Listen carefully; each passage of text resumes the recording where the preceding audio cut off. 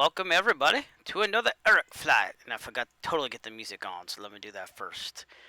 But tonight's flight will be hopefully a railroad flight in the future here. We're going to go out to Bridgeport, Connecticut, and I will decide then when we get there if I'm going to do a return trip or not. I'm not positive on that, but we'll see, you know. Alright, we're also using Streamlabs OBS again, because OBS kind of crapped the bed on me last stream. So we're just going to go with it, and that's what we'll do. So before we start tonight's flight, I want to thank Cyclone62 for following me on Twitch. Again, we were watching another streamer together, and basically, let me actually get the name again. I can't remember names at this point. Thank you. Oh my God, Complete Freedom, who's a constant viewer here on the Eric Flight channel. But he did his first solo today in real life, so that was kind of cool to relive that.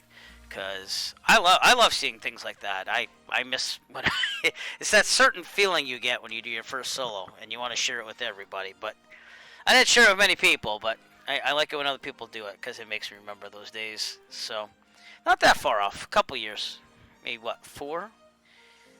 It'll be 4 years in December. So, but all right, without further ado, let's get our checklist out. We're flying the 172 SP with steam gauges tonight. Probably the most comparable thing to the 172s I fly, even though the 172s I fly are kind of old. Alright, and excuse me if I have to get used to Streamlabs OBS again, but here is the checklist. This is a roll checklist. Everything on the left will be pre-flight, so we're going to go to start. Seat track back and locked. Very good. Avionics are off. They are. Autopilot's off. Throttle's going to go. Well, actually, let me check these things out again. There we go. Just making sure. Throttle, 1/4 of an inch. Mixture full lean. Brakes are set. We'll call clear prop in a second. Master on. Beacon on. Auxiliary fuel pump should be on. Full mixture. 1, 2. Why is the avionics on? There we go. I didn't know when that was on. And out. Pump off. I hit the wrong switch. That's what happened. Alright, and with that, we're going to go to start. Clear prop. Let's start it up. That's if the fuel's on. Ooh, the fuel is automatically on for no one. They must have changed that. No, they didn't. Let's try that again, shall we? I knew I was going to forget something. My throttle quadrant doesn't want to stay still. Oh, boy. Come on. Stay there. All right. Clear prop. Here we go. There we go. All right. Should have a full tank. We're all set there. All right. And oil pressure is... Where is in this? It's actually almost in the green, so maybe that got better. I don't know. Lights as required. Make sure as required. We'll put the landing taxi nav lights on. We'll leave the strobes for later. And we're not flying real world time, but we are using real world weather with Rex Weather Force, which you can see right now in Plymouth. It's saying it's winds at 260, 13, gusting to 18, 10 square miles visibly clear. And it's supposed to be pretty good weather, except for maybe a little bumpy and windy on the way to Bridgeport. But we're going to go with it and see what happens. So, seatbelt harnesses, flaps are up. They would be down during the pre-flight, but they are up. Let's double check that with this. That's beautiful. Visual check. We're looking good.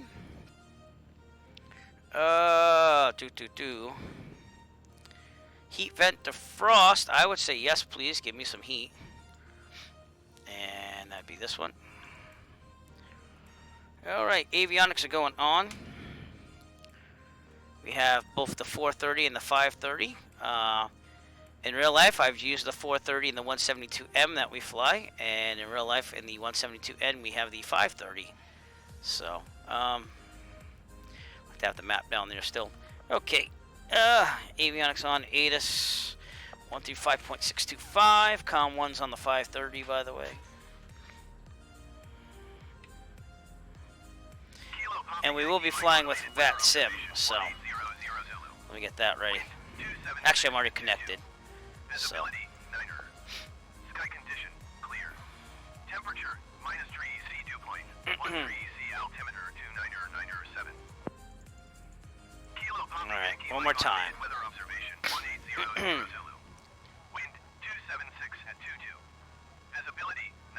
So we're talking 2-4. Clear. Temperature -3 dew point. 13 Z altimeter 29907. All right, VATSIM Unicom's 122.8 for Israel Life would be 122725 here, but we are on VATSIM. We're gonna mode C now. Just get it going here. I already set the flight plan. Nick, how's it going? How's it doing in Florida, bud? Altimeter set. Transponder on squawk. ADSB is on with the maybe transponder, if not, definitely with the beacon or something like that. Radio test. And I'm on Unicom. Let's see if we can get. Oh, Boston Center's on 134.7 and approach is 133.00. So I'll call them approach. And I don't know if I'm gonna get flight following or not yet. We'll have to see. But when I get to Bridgeport, it's a class Delta, so I will have to. Boston approach, November 489 Echo Foxtrot. Radio check, please.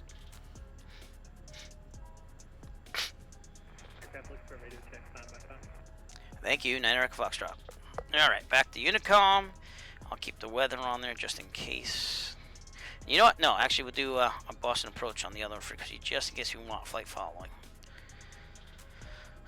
Yeah, I read about that, man. That sucks, but better that you're safe rather than something happen.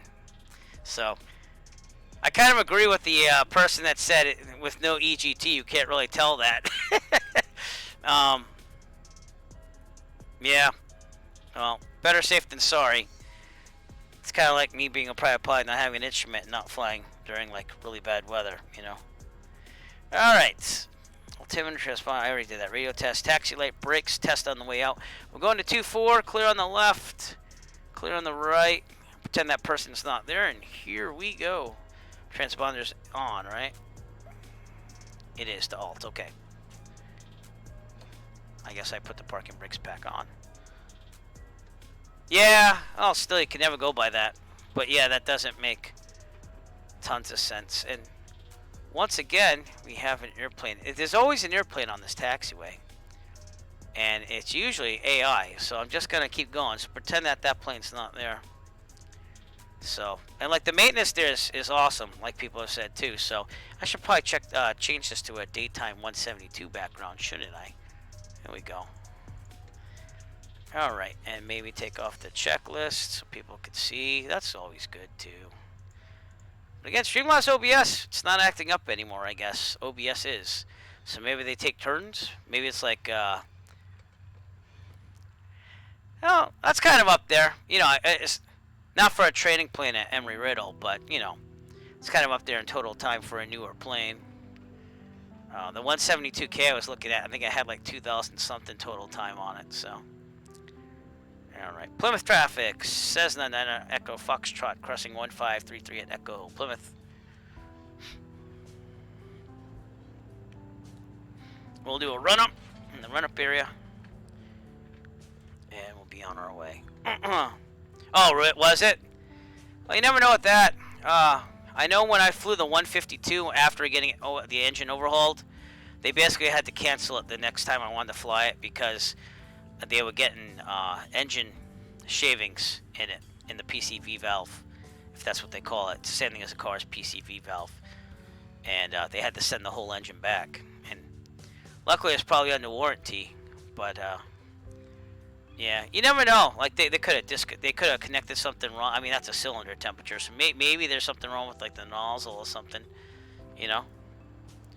Yeah, so you never know, you know. I mean, they do check that stuff most of the time, but all right, we're at 1,000 here. Let's do the run up. Brakes are set. Fuel set to both. Trim set for takeoff. Very good. Flight controls. Looking good. Annunciator lights up here. They're all lit up. Yeah, maybe. They could have a bad sensor. You know, wouldn't put it past anything. But better safe than sorry. Trim set for takeoff. I already did that. Instruments. Turn coordinators in the middle. No flag. Heading coordinator should be about 190. It is. Vertical speed looks good. Altimeter is about 150, which it should be. Horizon looks good. Airspeed looks good. Mixture, best power, primer. There's no primer in this plane because it's fuel injected. Sorry. Used to the carburetor. And 1800. Check our mags as soon as I get it there. Here we go. Right magneto. Looking good. Back to both. Well, yeah, but you can't go by that, dude. You gotta go by safety first. I mean, back to both. It sucks. It does suck, but you have to be safe first, and you have to show smart aeronautical decision making, which obviously did. So, all right, vacuum looks good. That's kind of, well, you know, it's good. Vacuum amps, volts. It never shows it charging slightly, but it would be in real life. We'll just go with X. It's always like that. Oil pressure, oil temperature in the green. Idling. Yeah, I mean, it always sucks, you know. It's kind of like going to the airport where the weather's fine, and then like you get through the pre-flight and everything, and then all of a sudden the clouds are coming in, you know. Oh, you know, it is. Idle's good. Mixture, lean to check. Yeah, we're good. All right, back to 1,000. If there's a problem with takeoff, full mechanical emergency or otherwise, and this is enough for the old runway ahead of us, we will land direct. Abort takeoff, land directly on the runway. Yep. Yep. Well, she's teaching you the same thing. So, okay, where was I? If I'm under 850 feet in this problem, mechanical emergency or otherwise, we will take a turn to the right where the wind's coming from and land downwind in the taxiway, the grass, the runway, whatever's available to us. Best glide speed in this is 68. If we're above 850, oh wait, no, if we're under 850 feet and there's a problem, we'll land directly, have nowhere in 30-degree turns. Best glide speed is 68. If we're above 850 feet, we'll take a turn to the right, land downwind in the taxiway, the grass, the runway, whatever's available to us. Best glide speed is 68. We're going to rotate at 55, and we're going to climb at 74. And we should be good after that. Yeah. Well, you know, you don't want detonation or anything like that, you know, because that would be worse. Then you're up there, you know, with 3 cylinders, and the other one's kind of, you know, not doing very well. So, but they'll figure it out. I know it sucks. You would, you know, I will say one thing, and I don't know how Embry-Riddle is, but you would think they would have another plane on standby so you can actually get in your training. You know what I'm saying? Seeing that it is like a program that you're paying for. No one on downwind, no one on base, no one on final, no one on crosswind. But, you know, like me, like we have 2 152, so if one went down and the other one wasn't being rented, they'd be like, oh, let's take that one, you know? And of course your instructor would kind of tell you that, but now that I'm a private pilot, you can have that. Because when they only had one 152, it was a pain. Plymouth traffic says they're 9 Echo Foxtrot departing runway 24, departure to the southwest. I mean, you just think they would have like one extra available. That's all. Boston Bear dude's up there. Oh yeah, go get smashed. Dude, that's wrong. That's just wrong. All right, here we go. Taking the middle of the runway. And away. Oh, Zach, you with me? You coming with me to Bridgeport? Come with me to Bridgeport, Zach, if you're with me. Here we go. Zach Bartig, everyone, member of the Virtue USA Flying Club, and so is it Nick, actually. So, awesome. I'll see you up there. Rotate at 55, climb at 74, rotate. You know, I was looking back at my last flight video, which I haven't edited yet because I still have like 4 or 5 in front of it, but I started editing one. And in the 172M, it was amazing how parallel I had to be to pick up the speed to get the VY. And then my landing at the end was crappy. I did a mini bounce. I didn't think I bounced, but I did a mini bounce on my landing back. So, but my instructor was staring at me, my private instructor. So I guess, you know, it must have been okay because he didn't say anything. It wasn't a high bounce, thank God. But I should have flared more. And again, part of that's not doing the 170, flying the 172M for a while, but the landing at Westerly was pretty good. But it is what it is, you know. Can't win them all. As long any landing is successful landing is awesome. So probably should have set this to my altitude just in case I want to use autopilot. Probably not going to, but 4,500 staring at me. I don't know what you mean. Oh, he was with another student, and he was waiting to take the runway after I landed. So, you know, he's probably looking at me knowing it's me from my voice on the radio. And I was surprised he wasn't like, oh, well, we should talk because you bounced that plane. Mind you, it wasn't that bad of a bounce, but I just got to flare it more. Alright, we're going to head straight out here. We're already above pattern altitude, and power lines are for noise ordinance. If you're going to stay in the pattern, you take a left over here. But we're good now. About to be over the jet pattern. Oh, reduce that a little bit. There we go. No, not really. No. I mean, I fessed up my worst to him, and that was early in a solo flight to go to New Bedford to practice some Class D landings, you know, your solo landings in a towered airspace. When I came back, give me 1 second here. I got my flight log that I planned out everything with. Okay, we should be about 282 by the time I'm done, so let's take a turn to the right. Probably should check that before we turn. We're clear. Turn to the right. But, yeah, there's a plane behind me, like a jet, a Falcon or something like that. And so I was kind of intimidated, and I tried getting off the runway too early. And I hit the brakes. Not hard, just enough, but I was going way too fast. And it started screeching, and I almost went off the runway. That wouldn't have been a good way of doing things. But I made it happen. And I told myself I never would again do anything like that, which is exactly why I haven't to this day, you know. So now he's pretty cool and calm and collective, unless you're the guy who like flies 9 feet away from you and almost crashes to your plane in the pattern. That happened with me in the plane. That wasn't us at all. Like, I didn't hear our calls or anything. So that was the scariest thing that ever happened to me. And he dove the plane down, and it was weightless for about 2 seconds. But oh yeah. Yeah, I mean, I didn't go off the runway, thank God, because I stopped it in time, but I was a little nervous. So, but we are non-towered. But yeah, if you're talking about the guy that was 9 feet away, like, I left it up to him because I wasn't going to file an FAA report. I was just a student at that time. But alright, we're aiming for about 282, according to the wind correction. And if you're wondering what I'm looking at, I did an actual cross-country flight log here. So I have all my frequencies and stuff, and that way I have it for when I plan. Oop, should probably still climb. Still have it when I actually want to do this flight for real.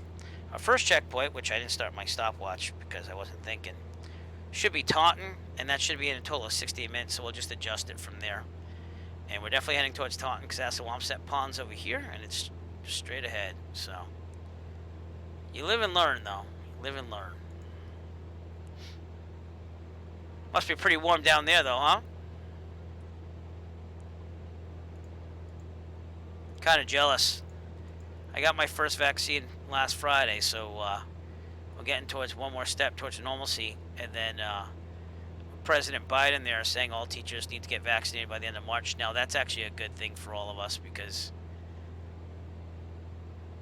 everyone is like running scared when they're relaxing the rules, so, and not being vaccinated. It's not the fact that they don't want to do it, it's the fact that they want to just do it and not worry about the teachers being vaccinated. So it's been quite an interesting day.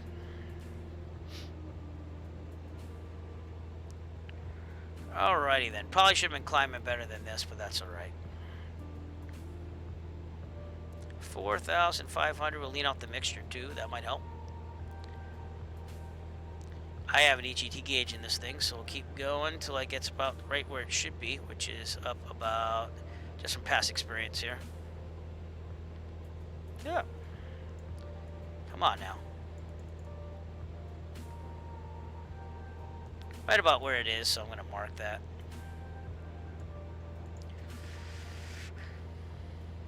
Yeah. Yeah, we get some birds around Plymouth, too. 60s, yeah, don't go bragging. Don't go bragging. Trim this up a little bit, I'm kind of tired. Holding the back pressure.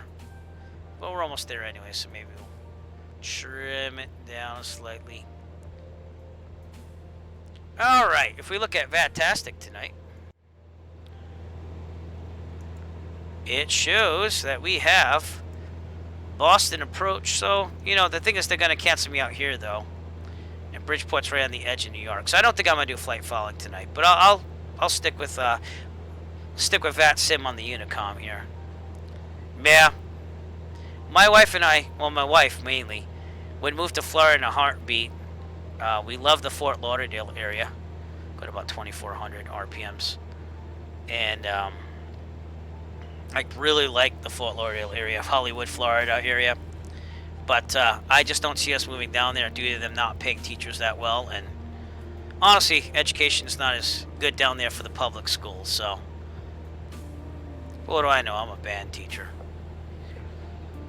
Alright, so 282 is not becoming a reality here with the winds aloft. 260 at 32. What did I calculate? 305 at 44. Yeah, there's a big discrepancy. And I used the real world flight winds aloft there. So we're just going to have to kind of hash it out here. Use some GPS and get it going. But Taunton will be off our right over here. Once again, I'll call it the closest general aviation airport. There it is, to my real-life home. And hope that the management works better now that they're getting a new terminal. We'll trim this down too. Excuse me. But we'll see. I contacted a loan company to buy an airplane just to see what it would be like cost-wise. I'm not even close to buying one. But I did that 172K. They definitely have some of the best school systems. Yeah. So, very demanding, teachers and students. But Florida, they have the aviation schools, and you know why? It's the weather, you know.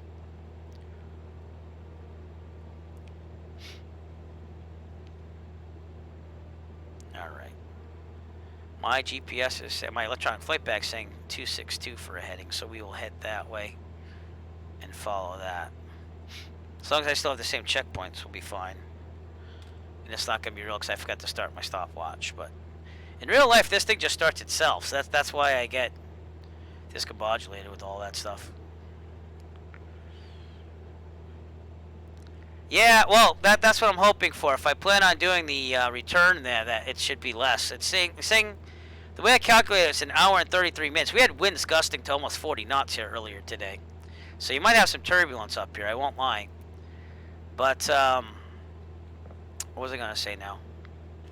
But on the way back, it was supposed to favor us. It's supposed to be an hour and 33 minutes there right now on this leg. And then on the way back, it's supposed to be like 59 minutes. So, you do the math, you know? Anyways, Nick, I got to get you a sound effect for when you enter the stream.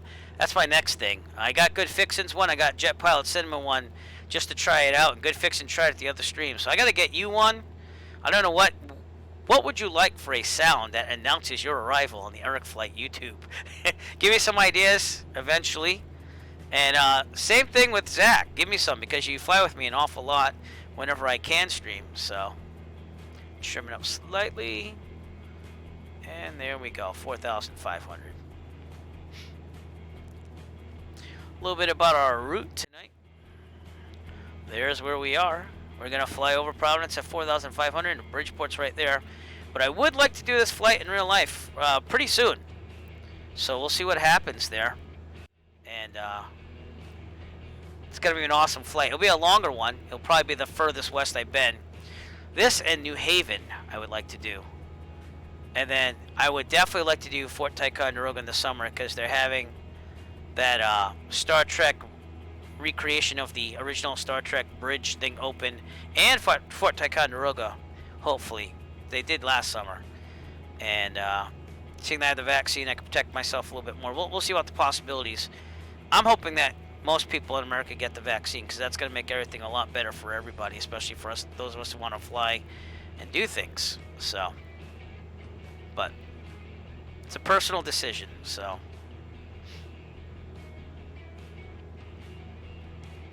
Oh, okay. I can think about that.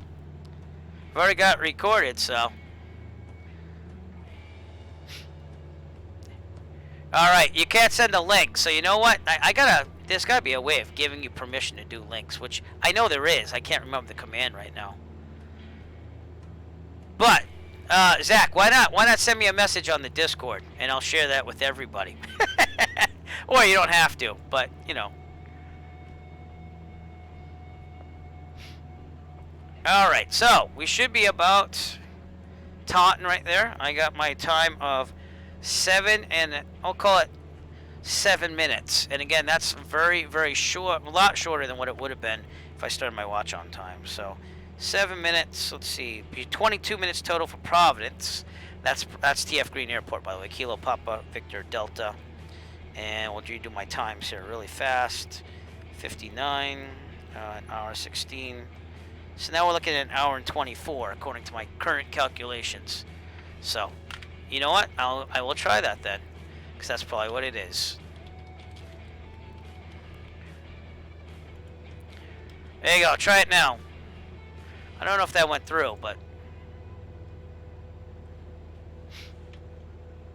nah. Oh crap! Just send it on Discord. There we go. Oh, hey, that's a good looking one. Shall I share it with everybody? Let's share it with everybody. All right. Let's see here. And here we go. Here's what Zach submitted to us all.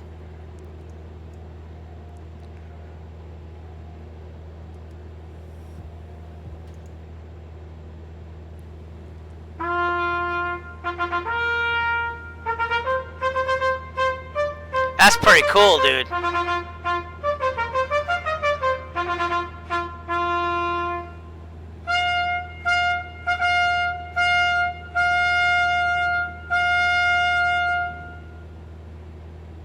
All right, that one will be yours, sir. I'm gonna bookmark that right now.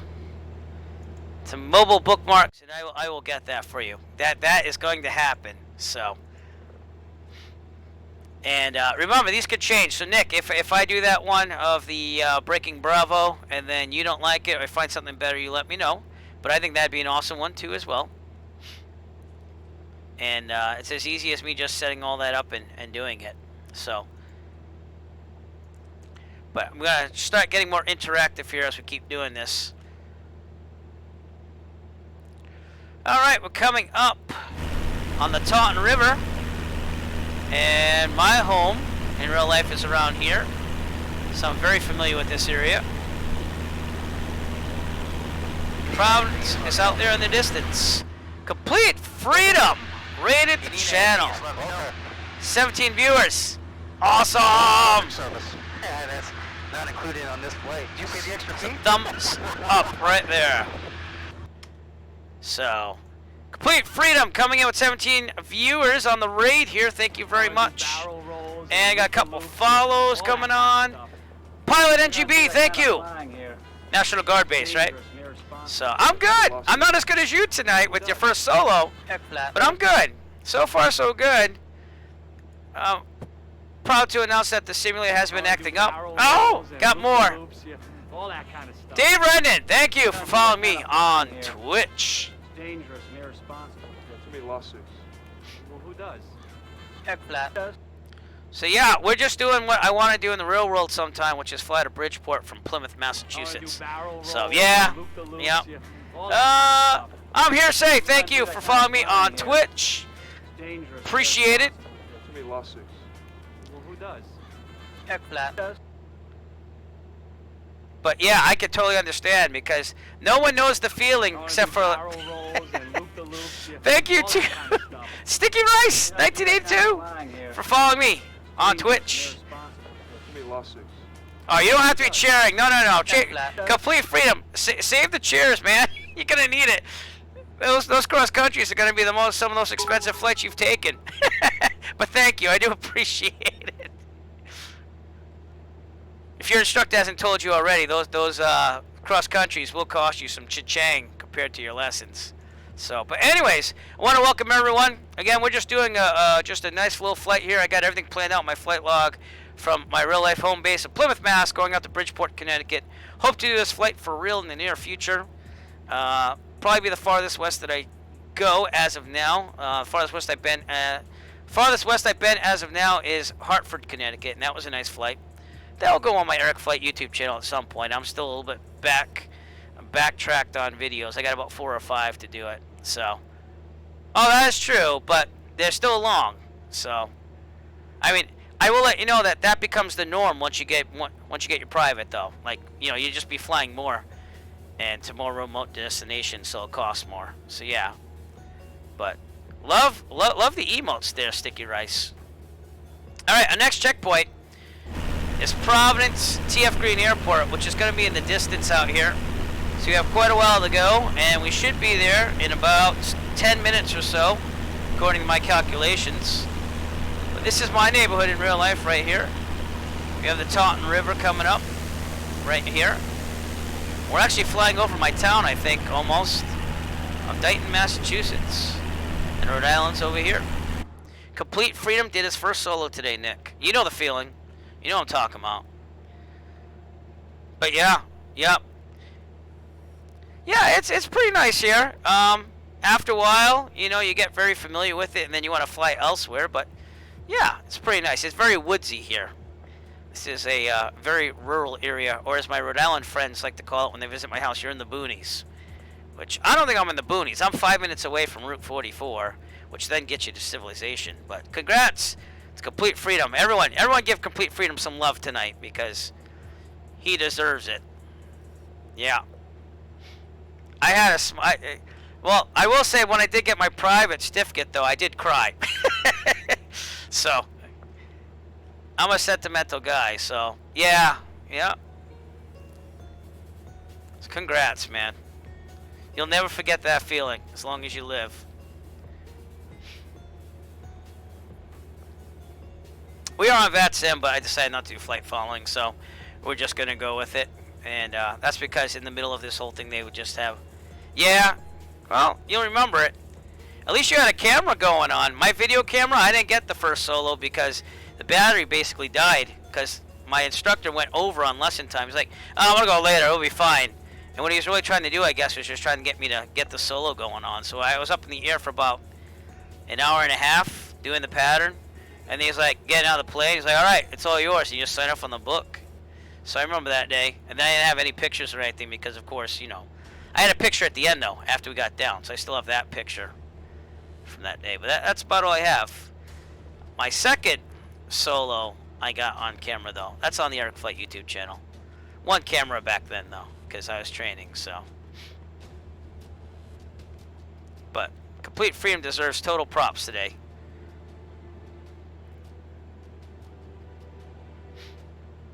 I did get the picture. Yeah, I didn't get the video, you know. So. But it's okay, because now whenever I do landings, I get it on videos. They look better as you go.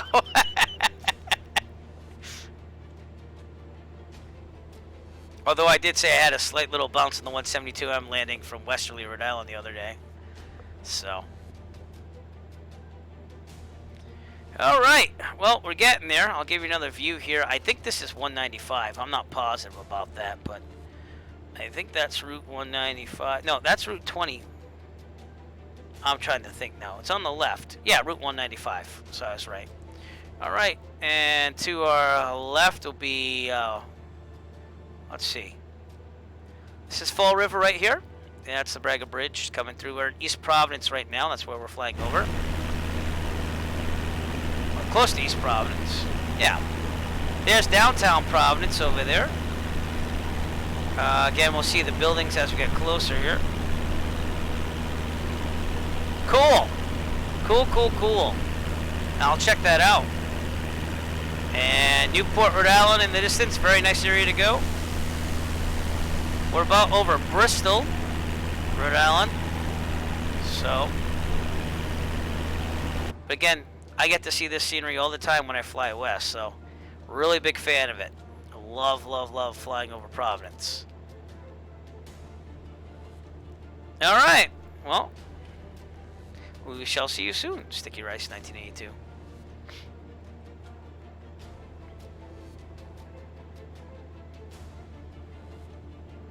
I was like, why did the Hobbs just like light up? It didn't, just a reflection. That was weird. Trimming up slightly. But man, it feels good to stream. I meant to stream last night and then basically I just put my kids to bed and fell asleep. So it was all good. But I try to aim for 2 streams a week, so try to make it happen. This Saturday, we're going to be doing a hosting. I'm actually doing the hosting of the Virtual USA Club event. We're going to be doing flights in Denver on a poker run. And I don't want to brag or anything, but last time we had a poker run, I believe I was one of the winners. miraculously, and that's only because honestly, they let me be a winner, because I could have been disqualified only because it came down to the last seconds, and I did a Harrison Ford where I took off from a taxiway, and I did own up to that, but they let me have a prize still, so that was pretty nice of them.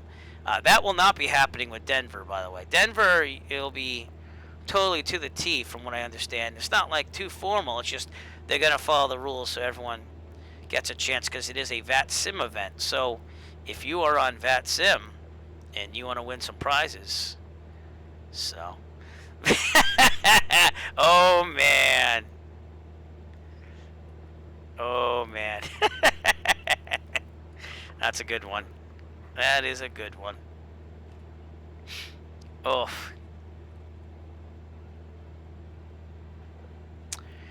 Alright, so I'll give you a close-up of Providence as we get closer, but basically when we get right to the south, like literally to the south of TF Green Airport, Kilo Papa Victor Delta. No. What's that? You mean the... Are we still relating to yoga or not, Nick? Because I'm a little confused. I'm sure it's not yoga. It's just my brain. It's not working.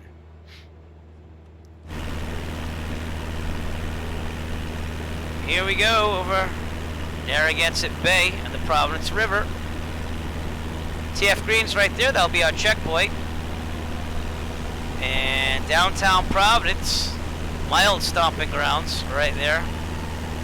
Thought it would look better than that by now, but I guess it's still got to load.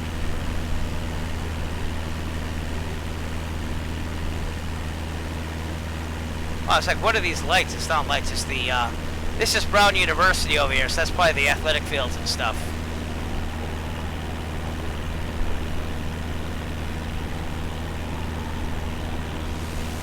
Zach is over there, behind me, joining me on this flight tonight. So thank you, Zach.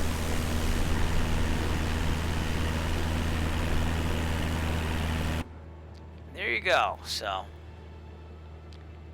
oh, hard landing. Oh, you know, like I said, we live and learn. You know, you're human. As long as we make a good enough landing to survive and don't hurt anything on the plane, I call it successful. So, my problem is that I switch between the 152 and the 172s, and like the 152, even though I have a lot of flight hours in that, it's a little easier to handle it because it's more lightweight. I think that's what I think. The 172 is fine too, and people will laugh at me, but it is a little heavier than the 152. So getting your flare down a little bit more, it's at first it's a little weird, but oh, that's fine. Complete freedom, thank you, and congratulations today for your solo. So never forget that feeling; it'll keep you flying. So that is totally correct, Nick, and hopefully save the plane too. You know. Complete freedom, thank you once again for the 100 bits too. Definitely not needed, especially when today's your day. It's your day today. But I look forward to seeing more successes from you, sir. And who knows, maybe someday I end up in Georgia down there and meet up with you or something. Who knows? And vice versa. You come up to the Boston area, you let me know.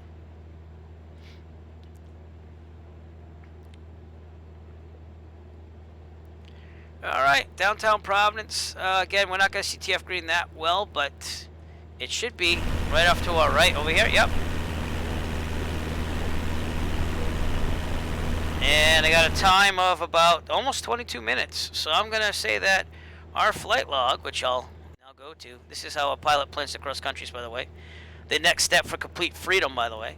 22 minutes, we'll check that off and say we're good. Alright, which means we should be at Beach Pond, which is a visual checkpoint on the sectional in about 14 minutes, so a total flight time at 36 minutes. And I'm keeping track on my Garmin D2 Pilot Watch, which I also use in real life. So this is how I practice my cross-country maneuvers still. Oh! Good fixins'! Why didn't your sound go off? I'm kind of like perturbed. I left the thing on and everything. Well, I'm going to play it for you. Everyone, Good Fixins is in the room. And with that, we're supposed to hear this. Perhaps a little more room here for the fixins. You know what I'm talking about? Ooh, we're gonna have a lot of fixes? We're gonna have so many fixins up in this motherfucker. You clean those fixins up right now. You're a big boy. From now on, you gotta clean up your own fixes.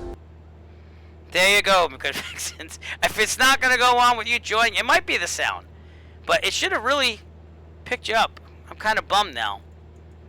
I left it the same way we left it, but we're passing Providence, Rhode Island, and TF Green Airport. That is the old airport I used to take my vacations from down there. And is it me, or does it look like the photo scenery's not on? Yeah, this is kind of weird. What the heck happened to my photo scenery? Should I switch it really fast? I'm kind of on VAT Sim, so I don't want to.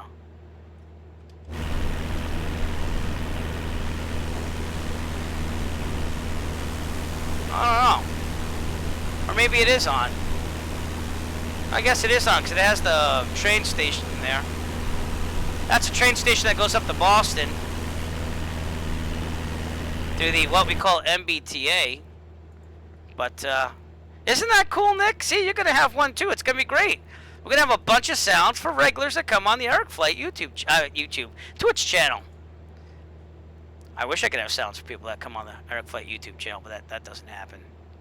So, I actually started watching that HBO series from 2009. I forget what it's called right now, but it's pretty funny. I'm about 5 episodes in. So, in fact, makes me want to watch it tonight and kind of finish up the first season. But we are on our way to Bridgeport, Connecticut.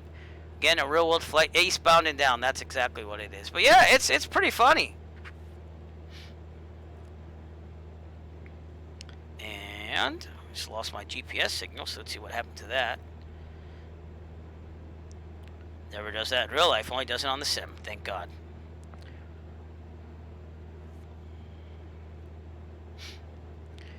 Alright, shall we tune into the ATIS to get an updated pressure reading? Sure. 124.2 is the Providence ATIS. And we are above Class Charlie, because we're about, 300 feet, which was supposed to be 400 feet above it, but we'll get there. Wind 276 at 62. Visibility 9er. Sky condition clear. Temperature 17. Dew point 1 tree. Altimeter tree 0.00. ILS runway 23 in use. Landing and departing runway 23. Alright, so we're good there. Updated. And yep, next checkpoint again, I'll show you on the sectional here, will be this beach pond right there. Perhaps a little more room here for the fixins. Well, there it go. Maybe it's just delayed. Ooh, we're gonna have Did you just come back in? We're gonna have so many fixins up in this motherfucker. You clean those fixins up right now. You're a big boy. From now on, you gotta clean up your own fixes. Well, I don't know, but did you just jump back in the room? Because that might have been it. Really? So maybe it was just delayed.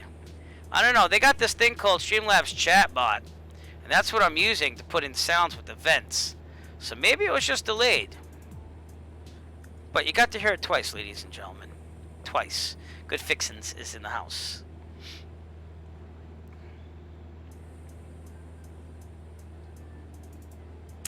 Alrighty then. With that, we have about an hour to go. So, time-wise, yeah, the winds are working against us, obviously. But it should make it a nice, easy flight home should we decide to do it. And we will maybe tune in to New York. It's right on the edge, though. So I'll show you what I'm talking about here. So we got New York approach, but it's right on the edge of Bridgeport here. So I'm not sure if we should do that or not. It is Class Delta, so I guess I can give them a ring and see what they're up to when we get out there. So I guess we will, just to make sure. But regardless, we're still on our way. We're in the rural part of Rhode Island, coming up in the west here. This area is typically Warwick, West Warwick. It's the last little part of civilization. Then the beach area is down here. Here's Quonset, Block Island out there in the distance. But it's a nice state. It's small. Most of you probably don't understand that you could drive across this state in an hour to 50 minutes. So it's very unique, and I mean, it's got its problems like everywhere else, but my home state, I can't poo-poo on it. So Massachusetts, I like a little bit better for the economics, but even that is not the best sometimes, you know. Okay, trimming down.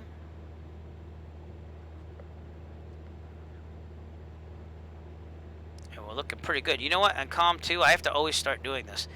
And I should do it in real life too, honestly. Is I should monitor 121.5 on there. So I should just get used to doing that all the time. So let's put that in right now. Trim down. Not that it'll work, but if I'm ever going to use PosCon, which I've done it like for maybe a half an hour at most, with no ATC being on there. But if I ever do that, they make you monitor 121.5, which isn't a bad thing to do. Honestly, we should do that in real life too. It's the emergency frequency. Can turn the marker off though. We're not going to need that. But some stream I'm going to fly by VOR navigation only. We're going to take it old school and see how that goes. I practiced from I think New Hampshire down back to Plymouth one time, and I did pretty good. The estimating distance was the hardest thing, so.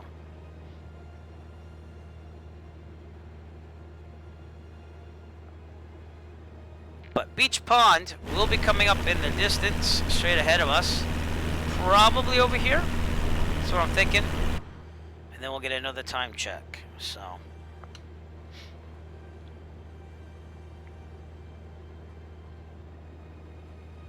Again, rural Rhode Island. A really nice thing to do is to fly down, meet the coast there. You can see Block Island and just ride the coast all the way down past Newport. And then I took a left north and went north towards Fall River after, but this was a nice scenic place to go. We're going to turn that comm off so that I don't have to hear that the whole time. No, turn it back on.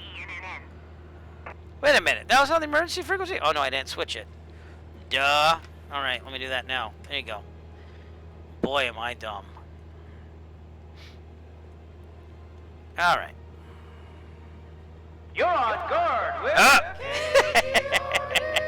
Perfect usage of that. Perfect. But yes, we are on guard. At least monitoring guard. We're not on guard. That'd be more like Mayday, Mayday, Mayday, or Pan, Pan, Pan if that we were on guard for real. So, words I never want to be able to say, you know. But I did hear meowing on the 121.5 before, which I found quite interesting. As I was flying back, I think I was coming back from it's either Wyndham or back from Hartford. I can't remember which one. It was one of those airports. All right, we're riding along on the ride here. That's all we're doing. Zach Bartig, again, Virtue USA Flying Club member, behind us, joining us tonight on the flight. If any of you want to join us, feel free to. Your closest airport would probably be Richmond, which is a small little airport in Rhode Island, 08 Romeo, and we're on the East server for Microsoft Flight Simulator, or if you want to do VATSIM, I'm also doing VATSIM right now.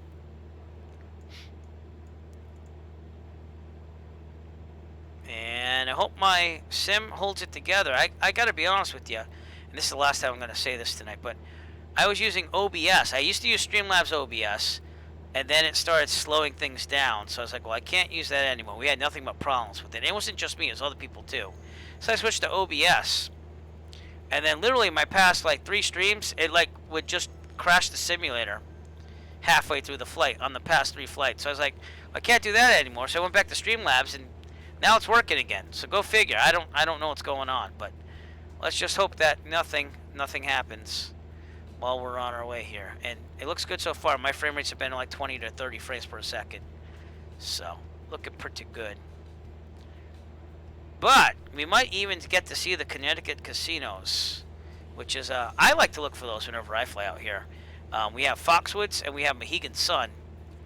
And I kind of missed that during my February vacation because usually my wife and I would have a night away from the kids. They'd be at Grandma and Grandpa's, and we would go out to Foxwoods and gamble some slots or play bingo or something like that, you know. Bingo's probably the safest option because at least you pay like $25 and then you sit there for 4 hours, and the refreshments are free. Not the alcoholic ones, the regular soda one. But unfortunately, that couldn't happen this year due to COVID. So, oh, there's some traffic. I wish they had more traffic. I do gamble occasionally, not a lot. Usually just bingo, or I'll bring like $200 and we'll do slot machines. But that's about it. Usually I call it after 100 down, and I keep the other 100 and say I'd rather put it in stocks or something. That's usually what happens now in my older brain. So, well, when I was getting married, we went to the casino back in 2006. My then fiance, future wife, and I hit for 800 something bucks on a slot machine. And then we went to Mohegan. That was at Foxwoods. Then we went to Mohegan, and I hit another $800 on the same exact type of machine. So yes, I do win occasionally. Most of the time, no. I still haven't won at bingo at all. And that's amazing because you can actually play that when you're 18. So Nick, if you're listening, you can play bingo at Foxwoods when you're 18. And again, that's not that bad. You put down like $20, you buy the ticket, you go in there, free refreshments, watch your frustration grow as you never win, and you know, at least you got something out of it, you know. But everyone, I introduced my wife and my in-laws and my brother-in-law to bingo at Foxwoods, and they've all won something. I have never won anything at all since playing since I was 18. So, and it's been about 13 years now. You think, oh wait, no. Oh, cripe, 23 years now. Woo! Math was never my strong suit. But, yeah.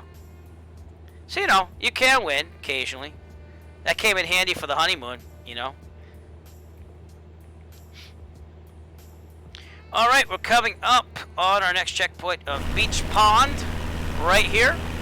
You can see there's a beach there, so that must be why they call it Beach Pond. And we should be getting there in total flat time of 36 minutes. I got 35, so we're very close here. Those winds are still pretty strong, but that is where we're going. So 21 to gamble on the slots and stuff in the tables, yeah, and 18 to play bingo. So, but I will say when I went to Vegas back in 2006, the blackjack I thought was better out there because they had like the high roller jackpot, but blackjack, but they also had like the $5 blackjack, which was amazing because at least you could stay there for a little bit, you know. And I don't know. I don't think I got any sleep that trip because it was for a bachelor party. But everyone was playing blackjack basically, and I remember my brother actually got comped for playing so much blackjack. He was up all night through the next morning, and he actually got like free breakfast and stuff. But you know, it is what it is. You go with as much money as you can risk to lose. So I don't really gamble a lot, like I said. We usually go like on February, and then maybe twice in the summer. So probably about 3 times a year in normal conditions without COVID. But we were supposed to go to Disney World last summer, and obviously COVID kind of canceled that. So it depends. Some are 18, some are 21. I mean, I haven't been to one in ages, obviously, because, you know, just older. But some of them are 18. You have to kind of, like, look around, you know. So it really depends on the it really depends on the liquor license, I believe. So if you have one that's bring your own beer, I guess that you may get a chance to go in there. Yeah, that's what I'm saying. Yep.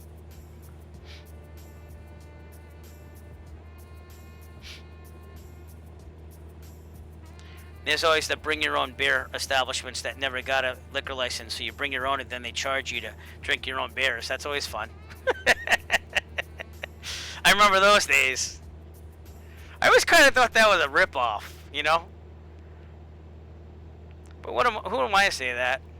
When I was in Boston as a single college student, I remember my roommate and I went to one It was called the Glass Slipper, and it was a snow day for the college. Like, we had a blizzard, but my roommate's like, dude, I want to get out and do something. And we went there, and the beers were like $9 a beer because there was no cover charge, but they got it back through the beer. So choose wisely.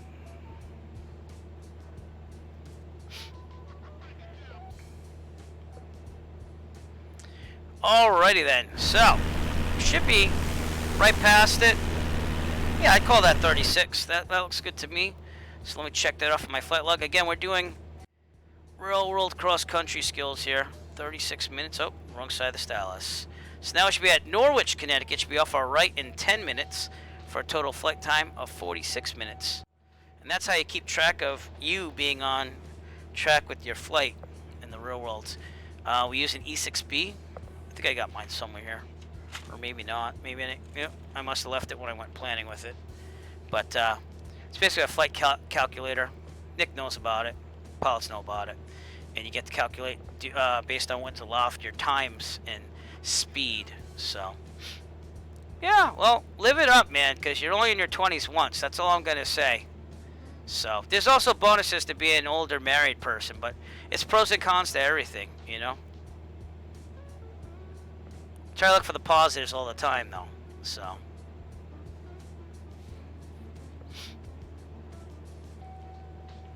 and enjoy it while you're young, because when everyone starts getting married and older, that's when the time becomes less frequent with your friends. Not because of like people not letting you spend time with them, it's just that there's more responsibilities should you have a family and stuff. So, but my friends and I still talk, still go out occasionally. You know, when non-COVID times.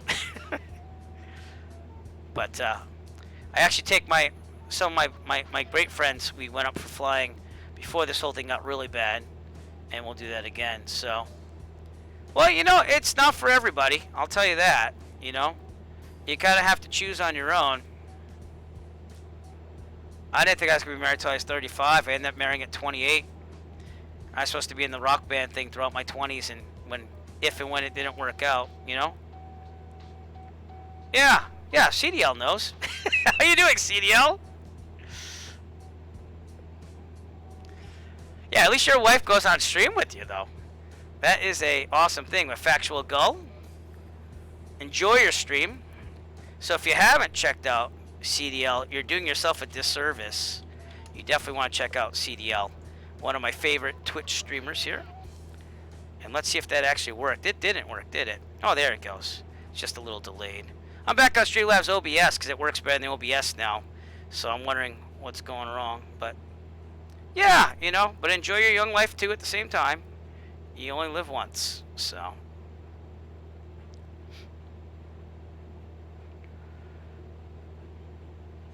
See, I went to a college for musicians. So literally I went out like 5 times during that time because I was always practicing. But I was 1 year at Northeastern University of Computer Science, and I hung out a lot more then. It wasn't as a competitive environment as it was being a musician, let's put it that way. So, but pros and cons to everything. Single life rules.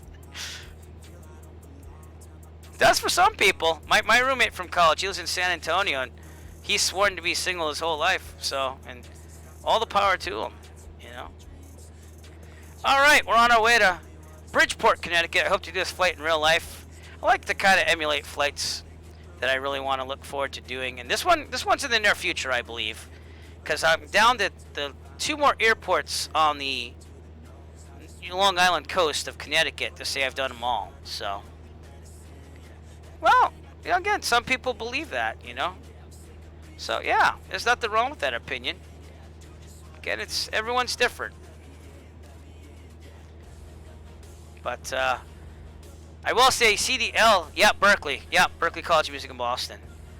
But CDL's wife streams with him and is so informative and pleasant and amazing that if you haven't checked out the stream, you do yourself a great service to see their stream. And I try to tune in whenever I can. You are out of Alberta, I believe, too, right? In Canada? Because I'm usually able to catch you because the kids are already in bed. That also helps, too.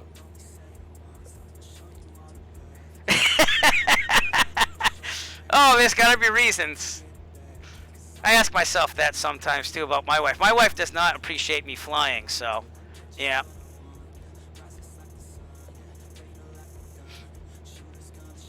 But you know, You need anything? this what it is. Oh, Dave Rendon coming in for the host. Thank you so much. And Norwich should be coming up off our right up ahead. Did you pay the extra fee? Over here, and this is a major checkpoint for this area. You got the Connecticut River coming up as well, and you have, I think we missed the casino. No, we didn't. All right, the casino, which probably isn't modeled very well, is over here. There it is. This would be Foxwoods. It's not really represented that well. It's actually a big tower in real life, but that's one of the big major casinos out here. And then past the river over here, right about there, I think, is Mohegan Sun in Uncasville, Connecticut, and they are Native American owned. But they're the two nicest casinos around this area, if you ask me. And there's more casinos now here in Boston, and there's supposed to be one right near where I live in Taunton, but well, you know, you'll find someone. Trust me, if you're looking, you know. I don't know. CDL, you know, you share something common. You actually gigged and stuff, so I don't know if you had your wife or significant other during that time, but I did on my second band. The first band, not so much, because I was very dedicated to my craft and had no life other than playing guitar. So, oh, there you go. There you go. So, now it's funny because one of my passengers I took up last year, again, COVID, we're kind of laying low of passengers, but last year was the now ex-husband of the lead singer in my former band. So that was quite interesting. We talked on, caught up on things, and he's doing great. He got married again. So, like I said, it's not for everybody, but, you know, I could kind of picture her being a bass player, but at the same time, I don't know. Yeah, she does have that kind of, like, laid-back demeanor, you know? I could see that as a bass player, yeah. My bass player was going to Brown University in Providence, very prestigious college, and he was getting his master's while he was doing the band thing, and he was ready to take off with us if we could actually make it happen. But I remember him doing, like, his work, like, pre-gig, so that was quite interesting. I had a lot of respect for that guy. He did computers and mathematics. And I was doing computer science before I went to Berkeley, so I kind of, in fact, IT, CDL, so you know what I'm talking about.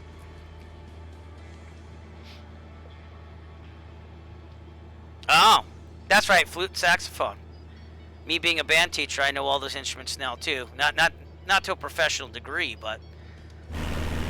All right, and this place over here would be Mohegan Sun, the other casino, so.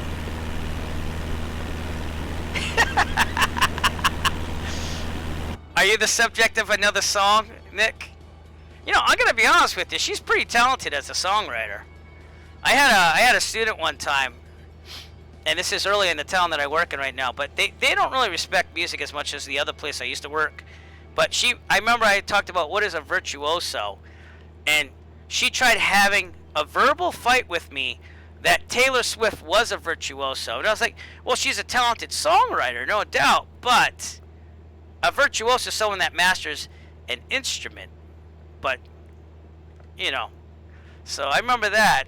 I had to debate with an 8th grader over that, and they were all ganging up on me. She had at least 2 or 3 other friends agreeing with her, so. But, you know, what's education without a little debating, you know? Again, look how close these casinos are. That's Foxwoods. Much more majestic and realistic in real life, by the way. So if someone models that, we'll get that up there. And then Mohegan Sun again, right down here. And this is the Connecticut River. We got Groton, New London out here. That's one of my...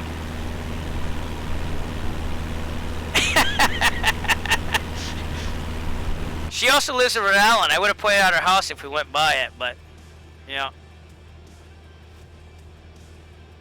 Yeah. No. You know, I think you learn a lot from relationships. I had a lot of I wouldn't call them straight out girlfriends, but I had a lot of dates, shall we call it, and then about maybe 3 serious girlfriends before mine, so. But you learn a lot about what you want, I think, from dating. I love that we're going into dating on the show, but it's cool. I don't mind. We'll go wherever the talking goes. But yeah, I did a cross country out here during my private pilot for Groton, New London, so. It really does, yeah.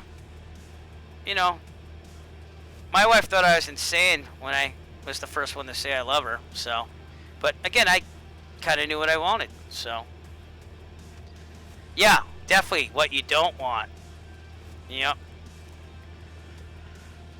Blind dates are definitely where you find out what you don't want most of the time, so.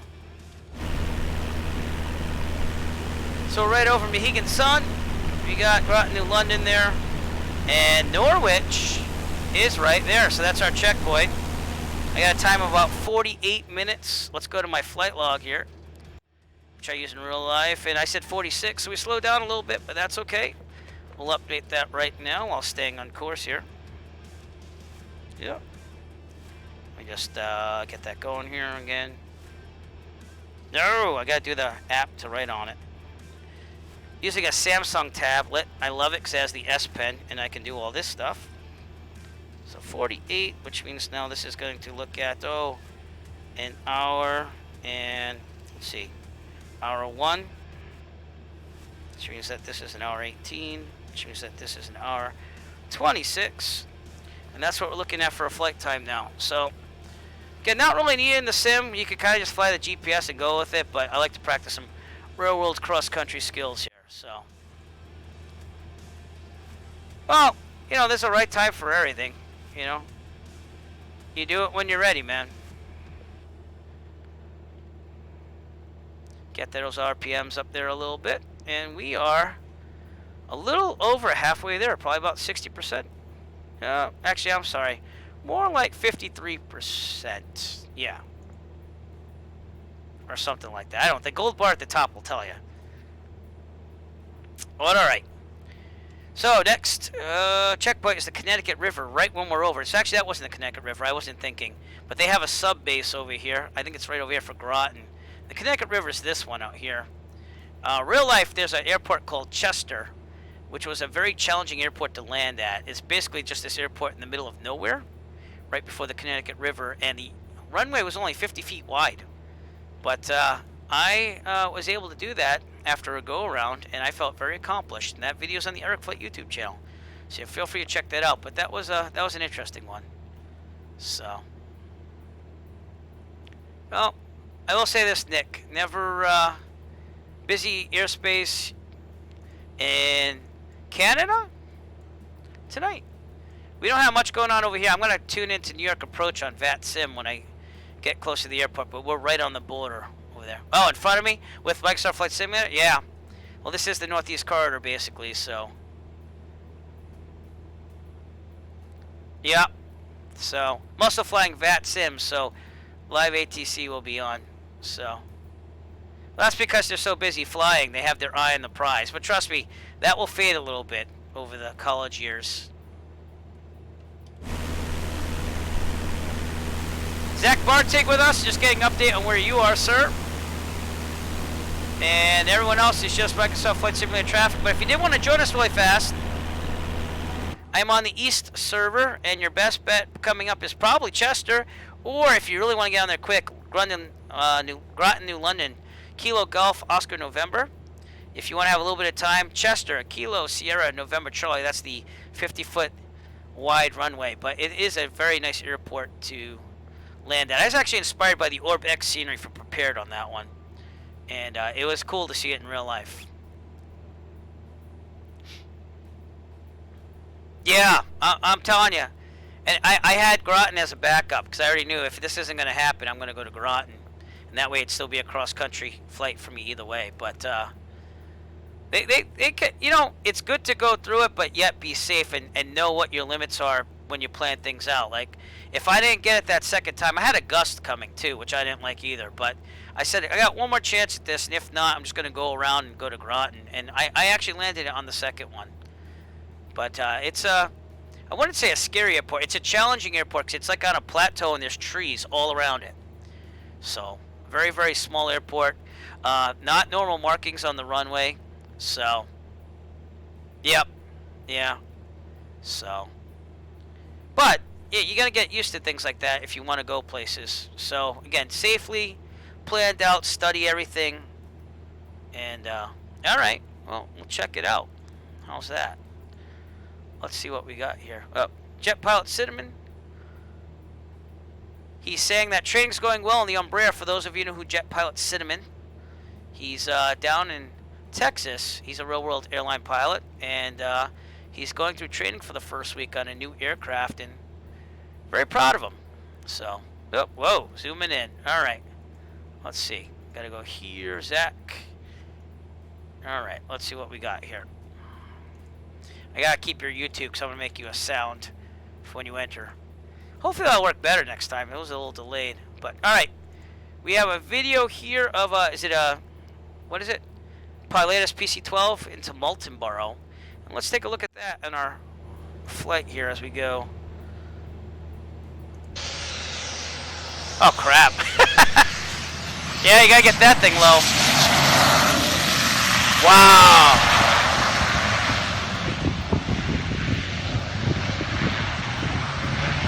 Look at that. Sweet. That's definitely not easy. You have to get that thing right down and low so you can get down that ground there. Well, thank you for sharing that. So, he said it's going well. I can read a little bit. I just don't want to unleash anything that would be too personal here. But, he said, quick and easy so far.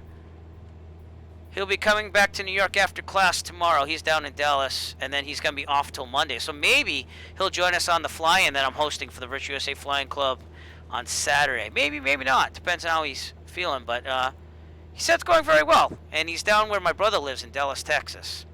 So, all right, we went off course with all my talking and distractions, but that's cool. We'll get there. And hopefully I'll get to show you Chester, but I have to get over the Connecticut River first. It's actually on the other side of the Connecticut River. That river being this one right here, which goes all the way through Connecticut, I believe. But I gotta be honest with you, I like flying in Connecticut. I really do. It's got a lot more hilly terrain. It's kind of like Worcester, where you start seeing the hills. So. Okay, we'll get more on course here. I don't know, man, but I wouldn't put it past you. You never know. You know, at least you'd have a little familiarity, which would be good. But again, if COVID goes down and we can make it happen, I'm gonna go fly out to Kilo Sierra Whiskey Foxtrot, pick him up, and we'll do the Skyline and the maybe even Bayport just to get that experience in there. I mean, he's the more experienced one, so I'd like to go with someone that is experienced. And that'd be a fun flight. So, but again, Rob Marchinek wants to come in from Ohio, maybe, to be on that flight too. And so we'll see. We'll see what can happen. We'll have to see if the stars align. So, luckily, this is a recertification year for me, so I don't have to take any summer courses. So I'm a little more flexible than usual. Yeah. So. Yeah, and, you know, for me it'd be awesome just to fly out there and actually hit New York for once. And, yeah, make that happen. So, and Nick, yeah, of course, we could, you know, we'll lay out the details if we can make it happen. So.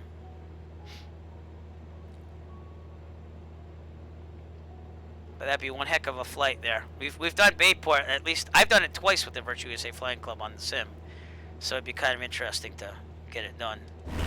Again, coming up on the Connecticut River, and out in that distance there is Long Island, another destination I wanted to make happen in the real world pretty soon.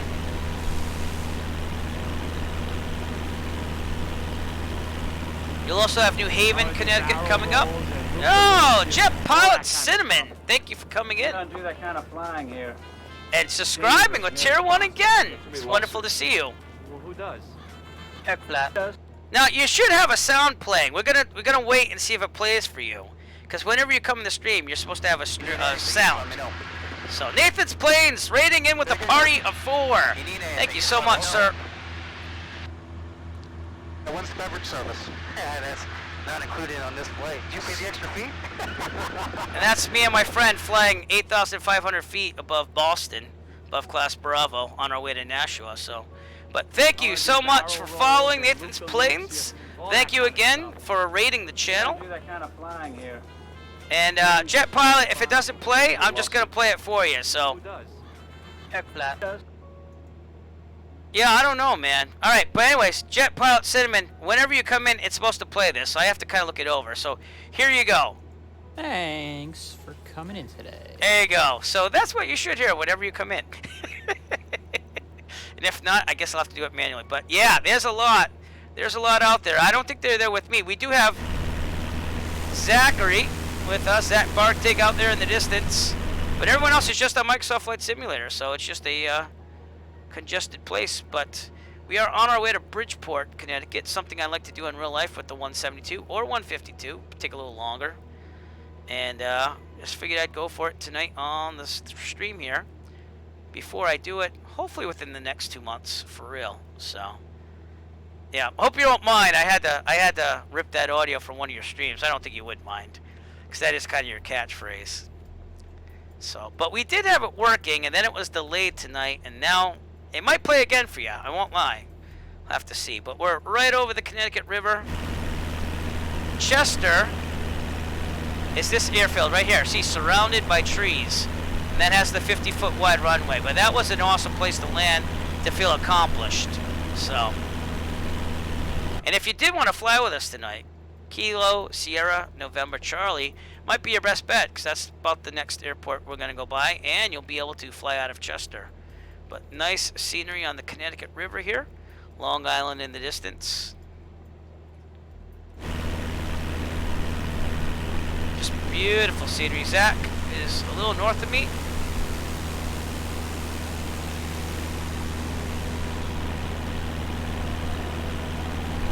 But we're getting closer to the New York metro area, for real, which is kind of cool.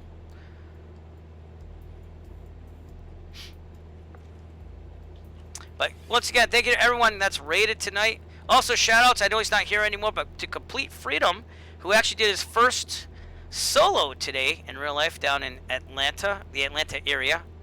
So, very good friend on Twitch for me. And thanks to Jet Pilot Cinnamon for coming in today. We kind of shared whatever I could from your training when you replied back to me, so that was cool. So, yeah, he had a first solo. I watched the stream before I started mine, and he was showing the video and everything, so he was very, very proud, and rightfully so. And thank you to 14AD for sharing 100 bits. Appreciate that. Put that to good work. It'll help fund some of these flights out here in real life. So, all right, man. Well, thank you for stopping in, and good luck with the training down there. Keep us as informed as you can about your training, because we are all intrigued by that. And Ken Seto, thank you for the hype. I don't think we should get a hype train going. Complete Freedom, though, all props to him, because he had an awesome stream, and he was so overjoyed. Like, most of his stream was just showing the solo video, which it could have faulted. He's like, oh, I think I showed it too many times. Like, no, we never get tired of that, because we all know that feeling of the first solo, and if you could relive it through somebody, that's just an awesome feeling, you know? Just an awesome feeling. Never ever will you ever forget the feeling of your first solo. But that's Chester, Connecticut right there, and that was an awesome airport to land at. I'd like to do that. I wish I had one of mine too. The camera actually died.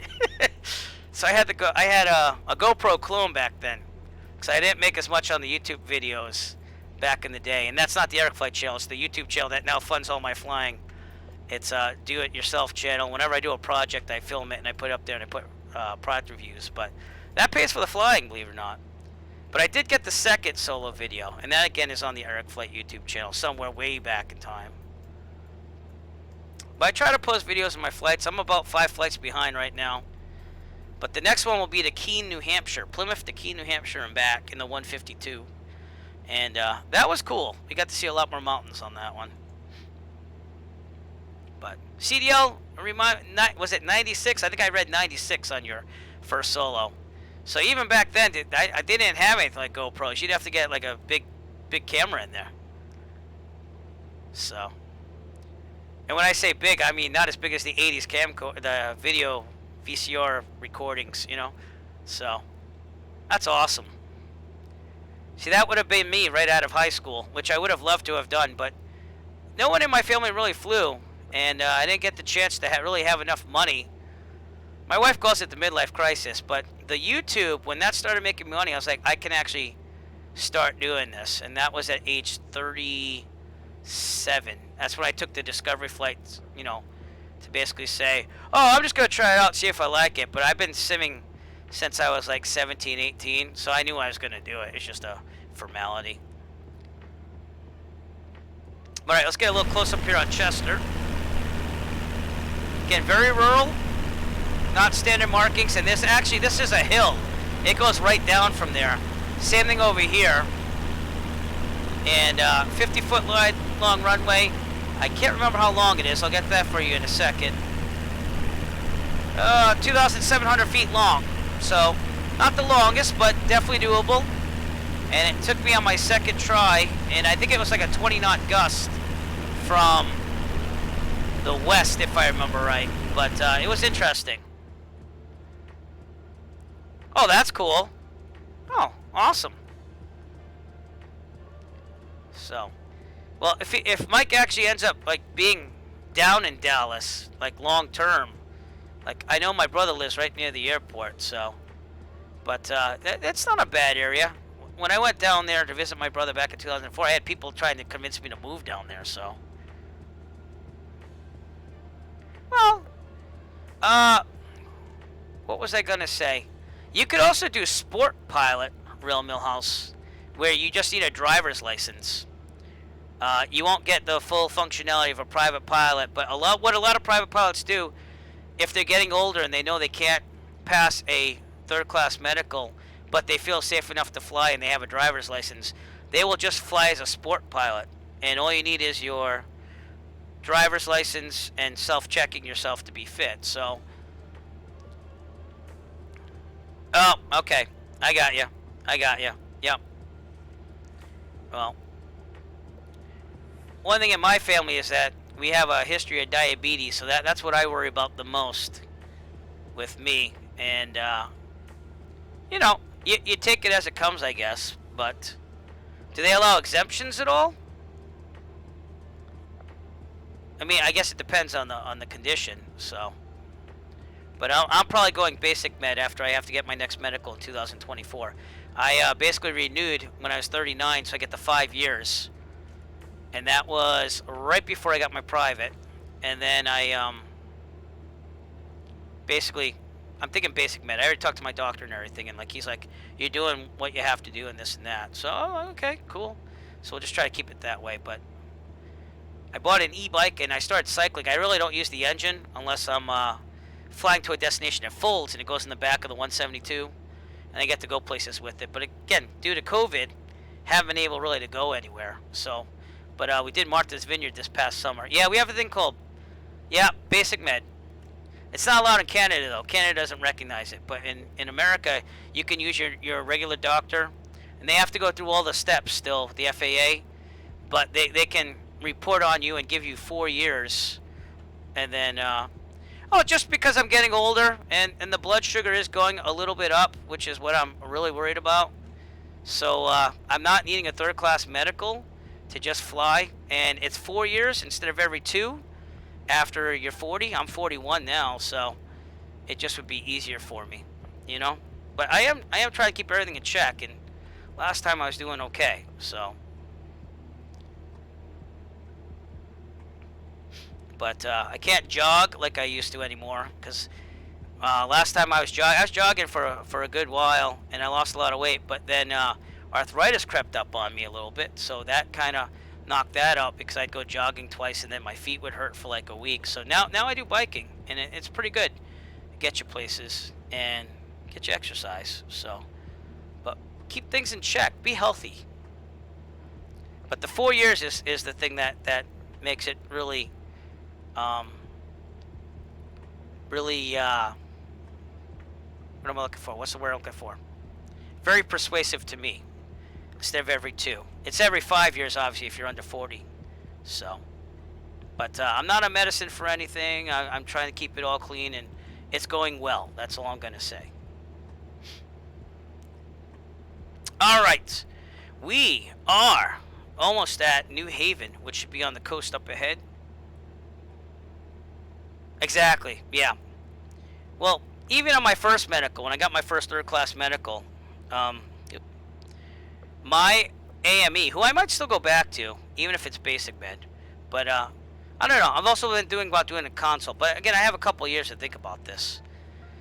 But my first medical, I remember before we even started anything, I was like, I just want to talk to you about some things, you know, because I have a family history of diabetes, and he was like, well, let me explain this to you. He's like, I've got an airline pilot that had open heart surgery, lost part from below his knee with diabetes, and he was still able to get him a special clearance.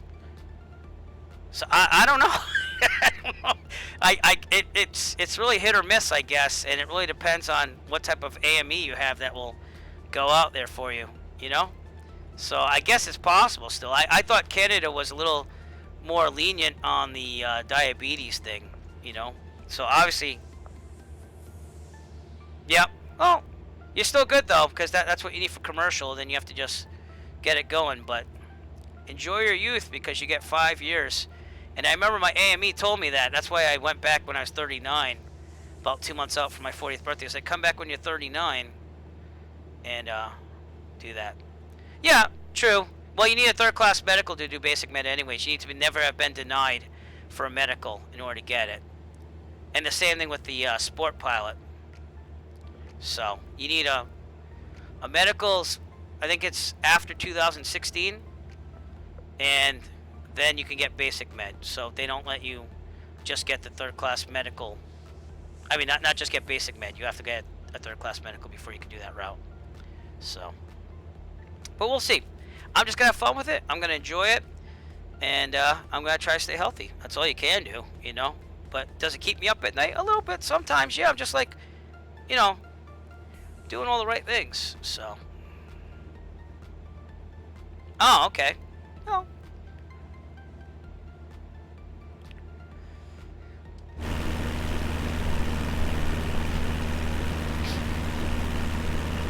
It's kind of pros and cons wherever you go, though, because I know that from what I read in Canada, if you're a ATP professional pilot and you have diabetes, they treat it a little differently than America. They don't, like, they'll flag you, but they'll just make sure that you're under control. Where in America they will too, but they're a little more on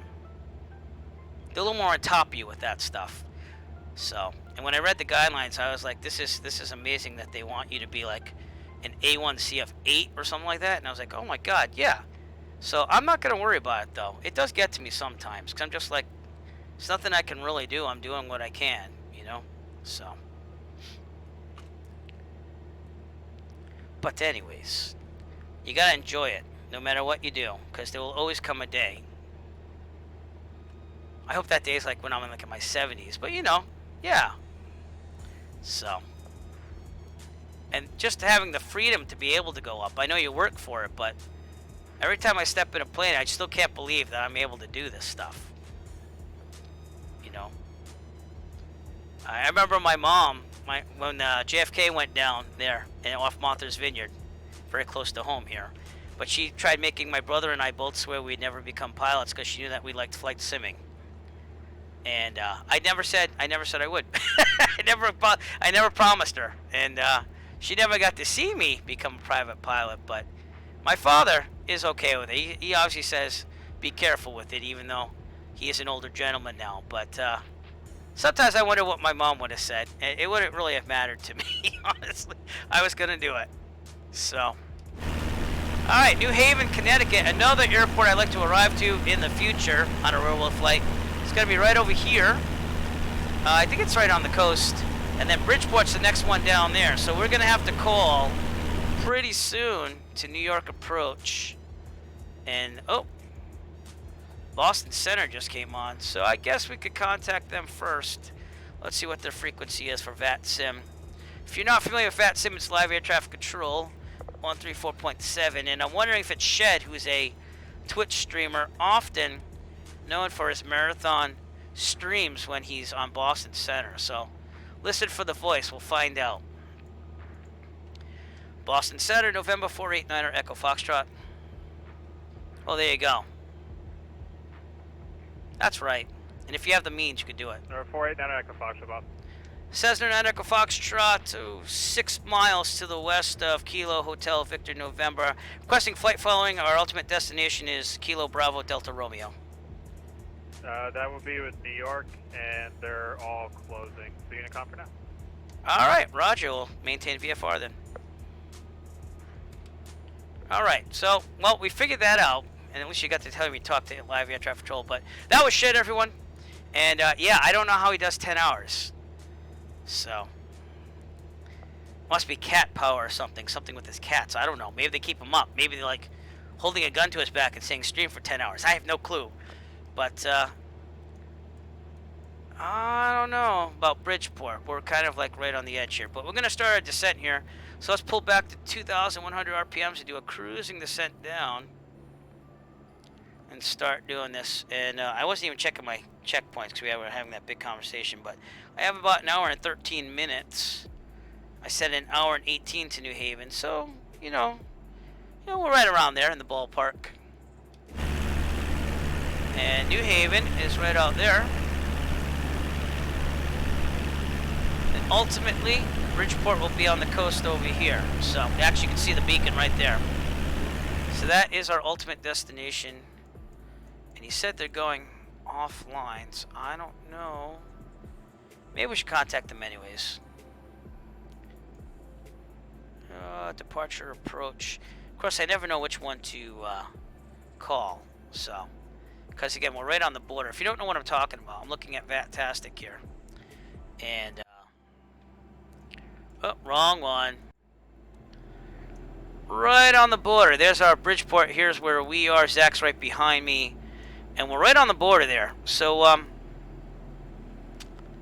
don't know. I do want to get an instrument rating. Yeah, and I would like to start it this summer, if possible. So, it's the last big accomplishment that I would like to do. And then, if I want to do commercial and CFI in the future, it's always there. But I'm not really into that right now. I just do it for fun. So.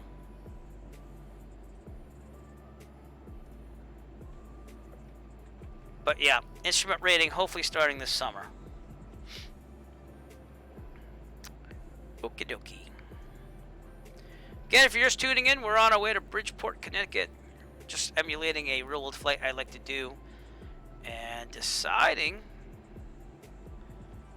if I want to go to approach or not. I guess it wouldn't hurt, right? But I always get, I mean, real world I have it on my flight log, so let's see if it lines up with any of that.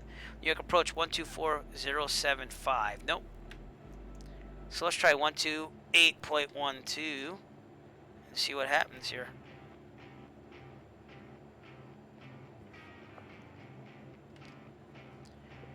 Alright, 6,000, 3012, Sonar 232. Alright. New York approach, November 489er Echo Foxtrot. Got the aircraft calling New York, go ahead. Cessna 9 Echo Foxtrot type 172, 13 miles northeast of Bridgeport. We're going to be doing a full stop there. I was wondering if we could have some flight following to an ultimate class Delta transition.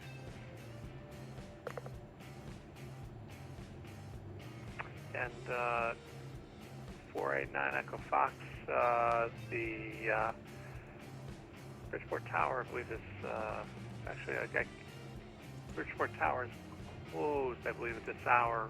Frequency change to advisories approved. You can contact me once airborne. Just want to clarify, are you planning on doing touch and goes there at Bridgeport, or are you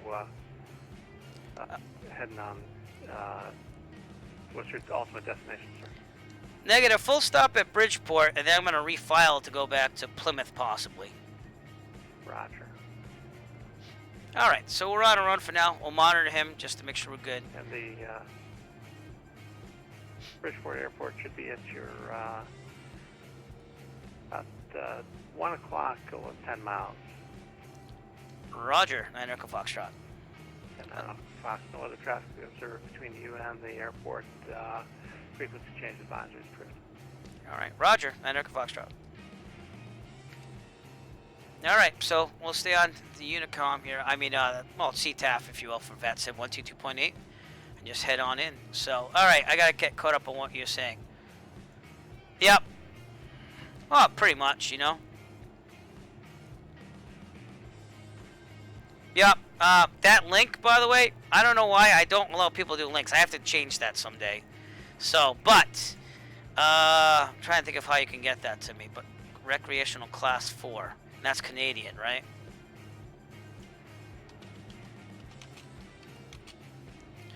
Medical pilot. So. Don't know if this is going to show it. I just kind of searched that up. New upcoming basic med. So it's like basic med in the United States. Oh, wrong one. Sorry. So U.S. pilot could get a Canada Category 4 medical certificate from Canada and then be legal to fly in Canada without a third-class med. So we could do that too. Never knew that. And that's for ultralights and recreational aircraft. That's the same thing as a sport pilot in America. So, but the AOPA I was reading was trying to get the 172 and the 152 to fit within the weight category of the sport pilot. So they want the FAA to raise the weight limit on it. So that way you could fly a 172, 152 on a sports license. So I don't know what the feasibility is of that, but it is what it is. We're doing a cruising descent, by the way. Should probably trim down a little bit. And let's get some weather for Bridgeport while we're at it. 119.15. See, I thought approach was top down, but it's okay. Bridgeport Airport information Sierra 190000. Wind 296 at 54. All right, so we're gonna go runway 29er. Skies condition clear. Temperature 12. Dew point 13. Altimeter tree 0.03. 3003. 11 in use. Landing and departing runway 11. All right, they're saying 11. Aircraft. So I'm not going to use the air traffic control system. We're going to do it. Sport pilot, 2 seats. I forget what the weight limit is, but you're talking like a Cessna 162 Skycatcher, Pipistrel, something like that. So. Oh, wow. Because with us, you have to have a light sport aircraft, which is limited to 2 seats. And it's kind of like a 152, just lighter in weight, if you ask me. That's typically the type of aircraft that you're allowed to fly on a sport license. Like right now, I could fly a light sport under the private no matter what, because if you just don't renew your medical, again, if you have the private pilot, you can be a sports pilot like that, and you will be allowed into towered airspace, which is different than a sports license too, because you have that training. If you just get the sport license, you're not allowed in Class Delta. You can only fly during the day, whereas with the private, you can fly during night or day, and in towered places. So. But it is what it is. All right, we're going to go runway 11. We're going to do a left 45 into Bridgeport, which is why I'm going slightly to the north here. Land on runway 11. And we should be good. Pattern altitude again should be, let's see, 1,000 feet, because it's like 9 MSL over here. So, but interesting. It's interesting in hearing what Canada does, different than, there you go. Yeah, and I know the 152, I think it's like 1670 or something like that for pounds. So, but some of those light sports, they're pretty expensive, you know, because what happened was a lot of older private pilots that couldn't get a new medical went to that, but they still wanted all the electronics that they would have in the non-sport aircraft. So they've gotten up there in price because of that. And my flight school had a 162. I actually was thinking about just taking a couple flights with that, but then they sold it right before I got my private. So, I don't know. But I want to get the instrument rating, and I also want to take some familiarization flights in the Piper Warrior and start flying that, too. So, I think it's any controlled airspace you're not allowed, because you don't get the training with tower operations in America if you do a sport pilot license. So, hey, it's the same thing with the 152, Zach. Those things, the doors pop open like no tomorrow. In fact, it's great training when it does, because then you get used to distractions and you know what to do, because the door stays shut because of the wind, you know. But it's pretty fun, especially fun when you're doing your currency for nighttime landings for the first time ever as a private pilot, and you have like 23 knot gusts because you're dumb like that and decide to do it that night. And it's about 14 degrees out, and the door pops open on the passenger side, so you have to reach over if you want to try to close it. And I didn't. I just decided to do a full stop landing like I had to anyways, and then close it on the ground, which is the smartest way of doing it. But yeah, 172s, at least they have that latch that you latch down, so you feel really good in that, you know. Wow, it's all good. All right, we have to increase our descent here.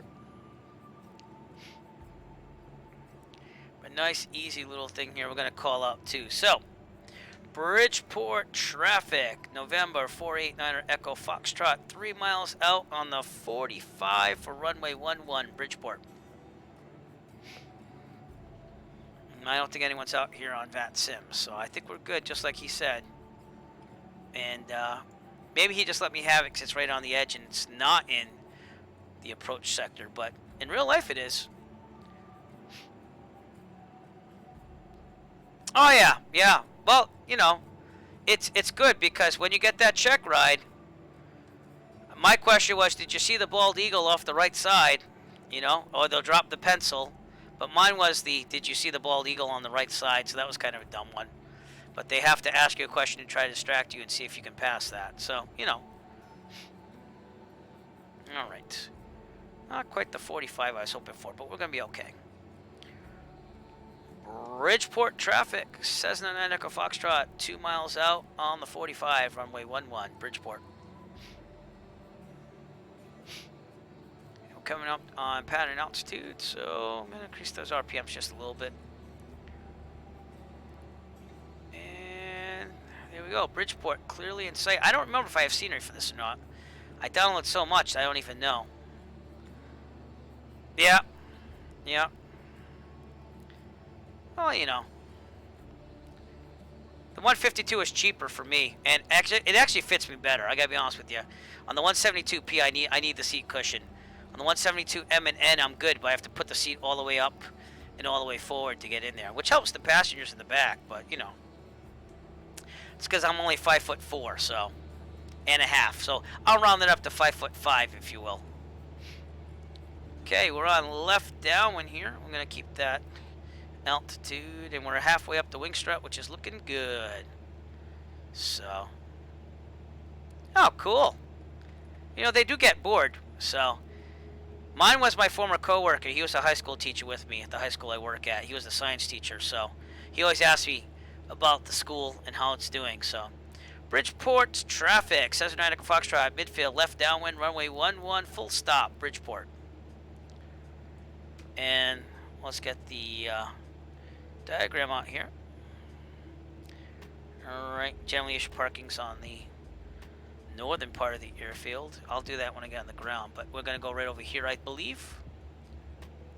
Okay, we're abeam. The number is 1700. Wait till we're under 110, which we are. 10 degrees of flaps and angle down. One time I had someone yelling at me going, you gotta wait till you're in the white arc, but in the 172 you can actually do the first 10 degrees under 110. So, you would think so, but I'm actually pretty good. Yeah, I don't know if it's because my legs are long. I have no clue, but I'm pretty good with that. I haven't needed a back cushion. The 172N fits me the best, though. We're going to turn base, and that was clear. Be right around 80 knots, which is where I like to see. Beautiful.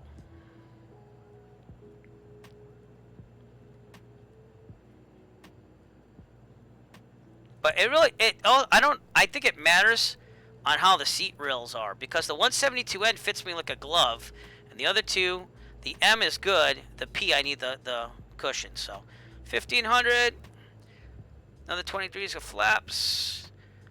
Bridgeport traffic, Cessna 9 Echo Foxtrot, left base to final, runway 11, Bridgeport. So 60, 70, 70's good. Oh, good fixins. Always trying to mess with me on the landings here. Oh boy. Alright. Gotta throw those final 10 degrees of flaps in now. Throttle up, because for some reason I am getting speed and distracted like no tomorrow. But we're gonna make this happen. We're coming a little bit too hot, you're correct. But we're okay still. We are a little fast. And I don't know if that hot fix actually installed itself today, but I'm hoping, because I don't want to be floating forever, which I'm probably going to be doing because I am very fast right now for some reason. I don't know, I thought I had it set up pretty good, but it's okay. We'll still get it down. Not really ideal, but... Flaring more. I still think they float. I gotta be honest with you. So, alright, we're gonna take a turn to the left over here, because that's where the parking is. So, alright, slow it down. There we go. Alright, we'll go to the checklist here, which is somewhere. Gotta clear first, though.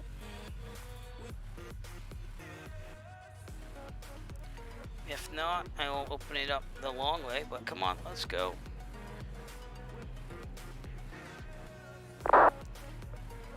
Bridgeport traffic, Cesar Atlantic Foxtrot, clear of runway 11, Bridgeport.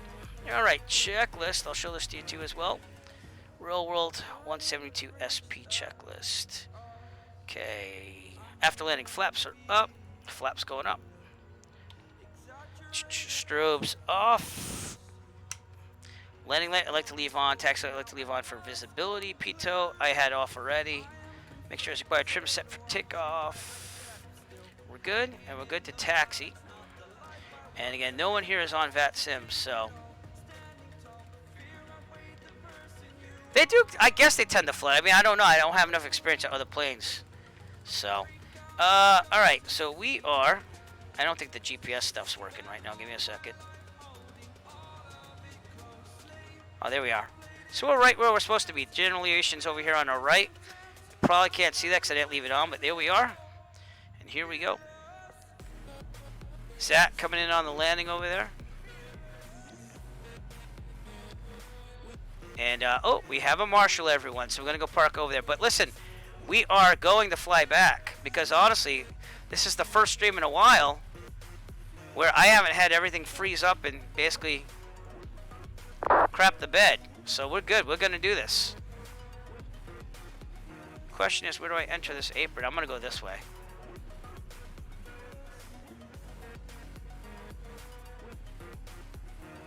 And we'll get things ready to go on the return leg back to Plymouth.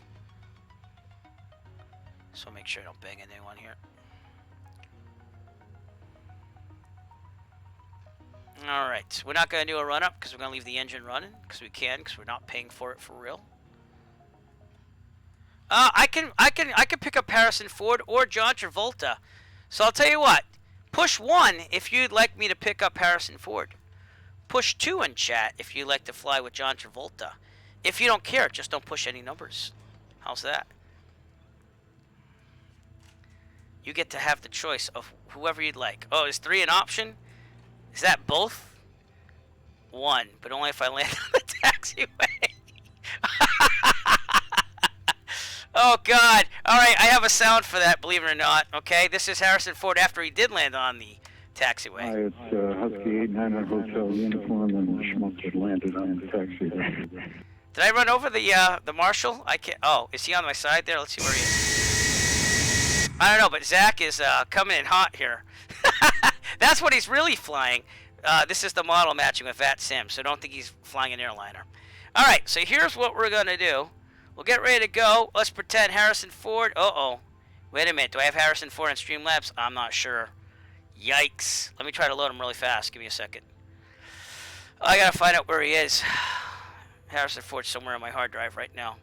But I'll load him up there, and then we'll get on our way back to Plymouth here. Oh, God. I don't want to start OBS because it's going to crash something, you know. But Downwind Sim, it's good to see you too, sir.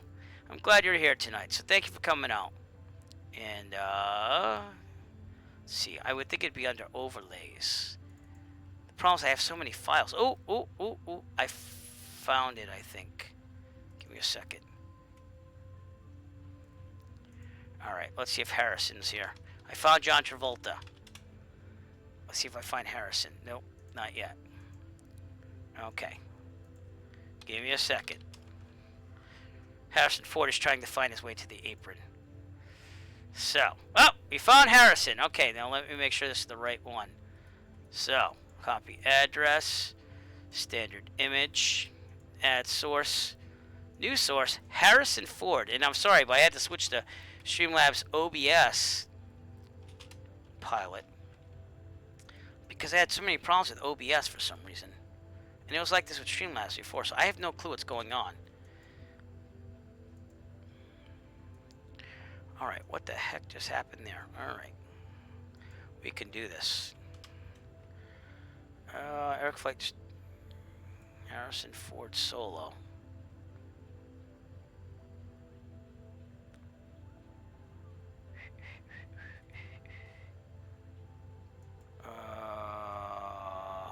Alright, give me a second.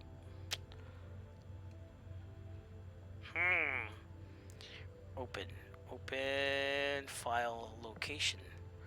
Something. Come on, man. Alright, we'll do this.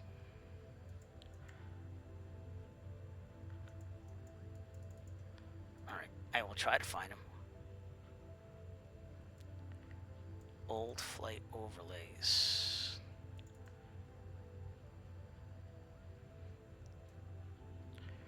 Okay, he's got to be here. There he is. Alright, we found him. Yay, everybody. So, I'll have to resize him into the passenger seat, but we'll fly with some Harrison Ford tonight. Yay, we'll put him kind of like, what's that guy? Bob Ross there with his happy little trees. I have a happy little Harrison Ford. Right about, no, he's a little big still. And he goes off screen slightly. Remember that. He is a little taller than me, so I guess I could leave it like that, right? Yeah. All right, we'll lock that down. So, no, we've just picked up Harrison Ford, everybody. Yes, the schmuck. Hi, it's Husky 89 Hotel uniform, and the schmuck had landed on the taxi there. All right, with that, I guess I can overrule time cooldowns. Or maybe just Streamlabs doing its thing. But let's get to our checklist again to get out of here. Blah, blah, blah, blah, blah. Alright, we left it going on there, so I'm going to leave the strobes off. Everything else should be on still. We're looking good. Trim set for takeoff. New run-ups. We'll depart runway 11 again, and we'll head clear back to Plymouth. Let me get my GPS ready. We're using the Avera electronic flight bag app. All I have to do is go to plan. I'll just type it in manually. Alright, new. This is the one that I use in real life. It's free. And it works great for me, at least. If you wanted all the shebang, though,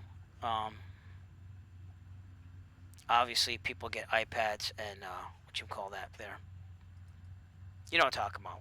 The electronic flight back there. What's it called? Flight, whatever, something or another. I don't fly enough to pay for that, so that's why I'm using Avera, which is just as good for me as what I need. So, but we're gonna head back to Plymouth directly from Bridgeport. I have the flight log all planned for flight. Thank you. You know what I'm talking about. And if I ever flew a lot more on my own plane, went flying like I'm using Avare, A-V-A-R-E. It's free. It's Android based because I do not like Apple products. That's just me. And it does everything that I need. It also hooks up to my ADS-B receiver that I bring on planes that don't have ADS-B in, so I can see traffic around me. So it does the job for me, you know. But it is a popular app for some pilots. So, totally free.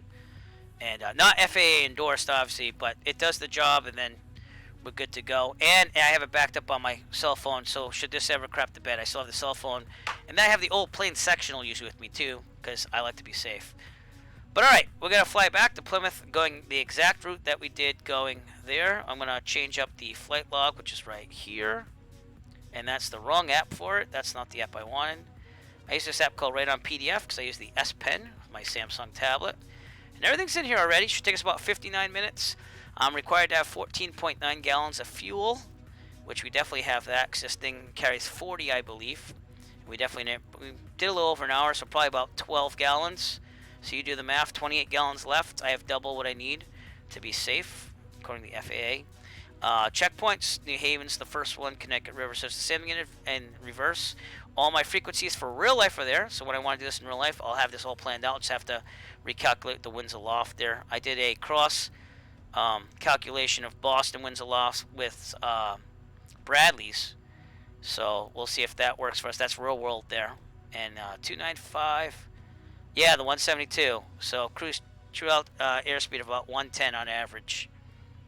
So it depends. Those are extended tanks. This one might be 56 though. Let's see. You might be right, actually. I'm down the yeah, you must be right. So maybe, I guess maybe the new S models standard might be 56. But I know on the M model and the K, it's around 40 gallons. I know the N that I fly has extended tanks in it, and that's about 50-something gallons.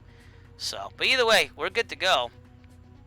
And we'll head out of here. So, all right, let's get one more ATIS check here. Bridgeport. Bridgeport Airport. We never did get to fly around. No. Wind 284 at 8. Visibility, niner. Sky condition, clear. Temperature, -2. Dew point, 1 tree. Altimeter tree, 0.06. Visual runway, 11 in use. Landing and departing runway 11. DSR, aircraft, say direction of flight. All aircraft read back hold short instructions. Advise controller, on initial contact, you have Sierra. And obviously we do that in real life with Class Delta, but no one is on tower tonight for VATSIM. I did contact them just to double check, and they said we're fine. One thing I do have to do is I have to update my flight plan here. So let me do that. So swap that. It's going to take us about an hour. So we'll say departure time. I don't know. What is it? I'll say it's like 3 o'clock. So what's that? 15 plus 5, 2000 Zulu. About 1 hour flight time. Cruise speed, and we'll be cruising at 5,500 direct. Follow that flight plan, and we're good to go on VATSIM. Okay. With that, we're going to go to our airport diagram. And we will take Delta. Wait, what am I doing? Yeah, I'm going down Delta. Delta Hotel. Let's just do Delta. We don't have to use the whole runway. So we'll go down Delta to runway 11 and use 2/3 of it. We should be good. There's a land and hold short point here, but we are good either way because we're departing. So, all right, we're going down Delta. Let's announce that. So here we go. I'm on that. Yep, Unicom. Bridgeport traffic, Cessna Foxtrot. We're taxiing out of general aviation parking via Delta to runway 11, Bridgeport. We'll also update this just in case I want to decide to put on the autopilot anytime during the flight. Also going to make sure we're clear on the right here. We're good. And there should be an opening over here to Delta.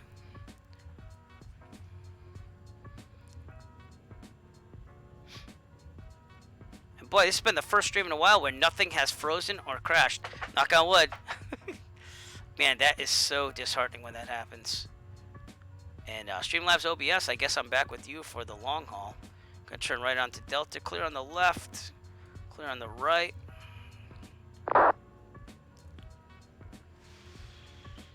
And be good. All right.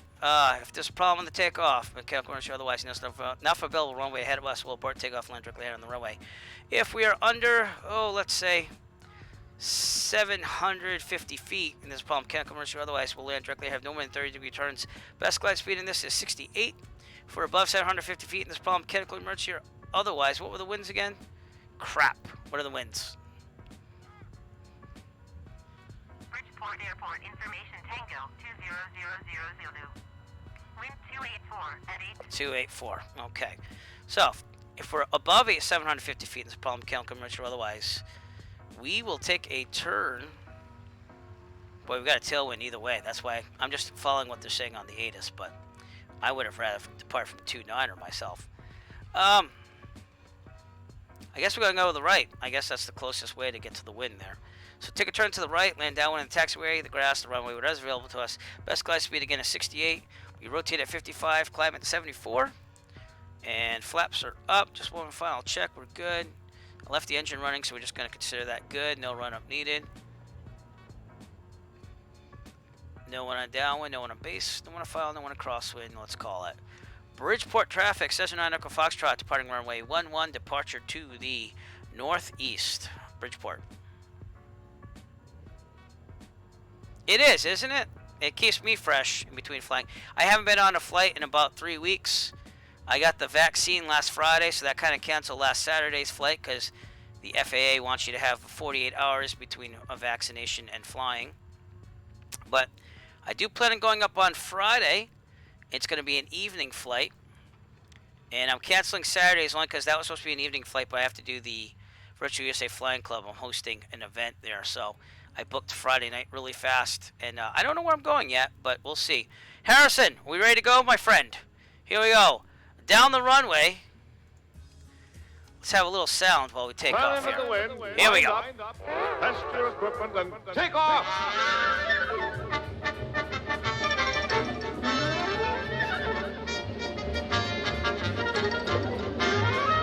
Faster, faster! More speed, more! So you know it. And 55. Rotate and up. Little right rudder. Drop the nose a little bit. Get to 74. Beautiful takeoff, if I do say so myself. And let's get to my flight log here, and then I'll take this off the screen. Once I'm on course, we should have a heading of about 6.5. So let's just get enough altitude between me and the ground, and then we'll do that. Turn this off at this point right now. Still getting used to where everything is on this because I'm so used to OBS. Oh boy. There we go. Alright, get you a good view. We'll take a turn to the left as soon as we're about 1,000 feet in the air. I like to get the pattern altitude before I do any turns. Not needed. You typically, I think 500 is the minimum. If I might be mistaken on that. I think 500 is the minimum. But I like to get in the pattern altitude so I can see traffic around me, just in case.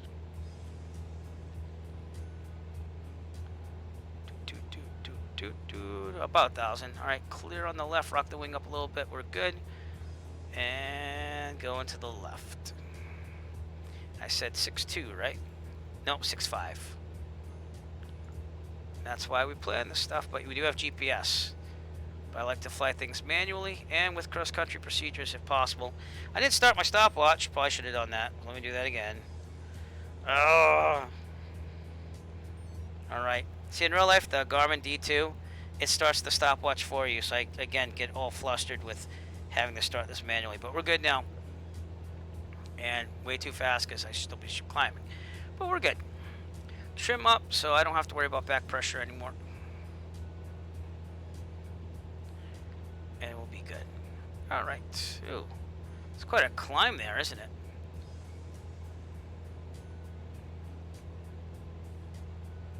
Alrighty then. Let's see. Climbing around 80. Drop the nose a little bit from 74 for enhanced cooling and better vision over the hood. And I think 6.2 will be just about it, so. We also want to be over 2,500 so we can avoid New Haven, a Delta airspace. I think we're gonna make that happen. Let me trim up more to definitely make that happen. And New Haven will be our first checkpoint. We'll find out what that time's gonna be because again I started my stopwatch late. I said 11 minutes. That includes 6 minutes top of climb. Again, estimate a lot of things here. I usually estimate more than what it really is. So, but looks like we're gonna make it over that Delta, which is good. There we go. Officially over the Delta. Alright. I don't know where I calculated 11 minutes from. Oh, 6 plus, it's supposed to be 5 minutes, but 6 minutes top of climb. Alright, so again, it's going to be overestimated. We'll get a time check, and we'll go from there. Alright, now 80, drop the nose. When we get to 3,000, we'll lean it out. And let's see if we can see New Haven. That's downtown New Haven, so I'm figuring the airport's over here. Very good. Very good.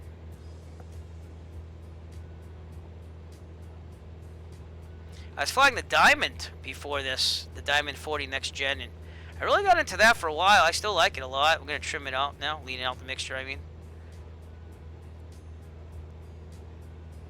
Okay, EGT. Oh, that's a new high right there.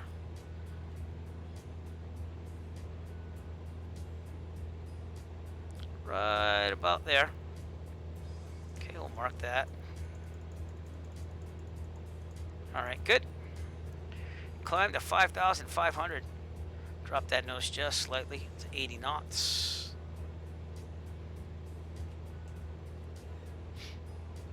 Alright. So, beautiful sights.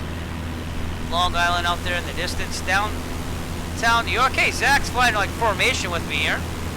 Pretty cool. But New York City's down there. And that's going to be cool to fly out here for real and know that New York City's right over there. That's going to be pretty cool. Right, Harrison? Did I look the right way? Yes, I did. All right, good. It's mirrored, so you have to think about which way to look. That's an awesome plane you're flying right there. Nice tail dragger.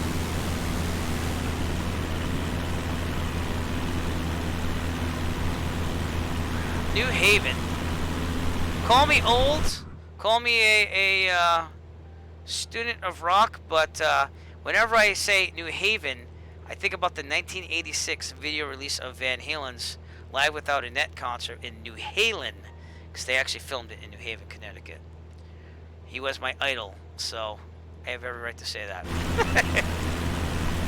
And there's New Haven right there. We're going to fly right over it, so. I think that's scenery from Orb X, if I'm not mistaken, but I flew there before. I don't know if it was on stream, but we'll do that another night. Downtown New Haven, Connecticut, right there. And these flights along the coast are really beautiful. Again, I haven't flown out this far in real life yet, but I've done like the Rhode Island coast and stuff. And let me tell you, it's really nice to see if you can ever fly there in real life. It's nice to see the ocean and everything. And the thermals aren't there either, so you're all good after that. But lean it out just a little bit more on the mixture.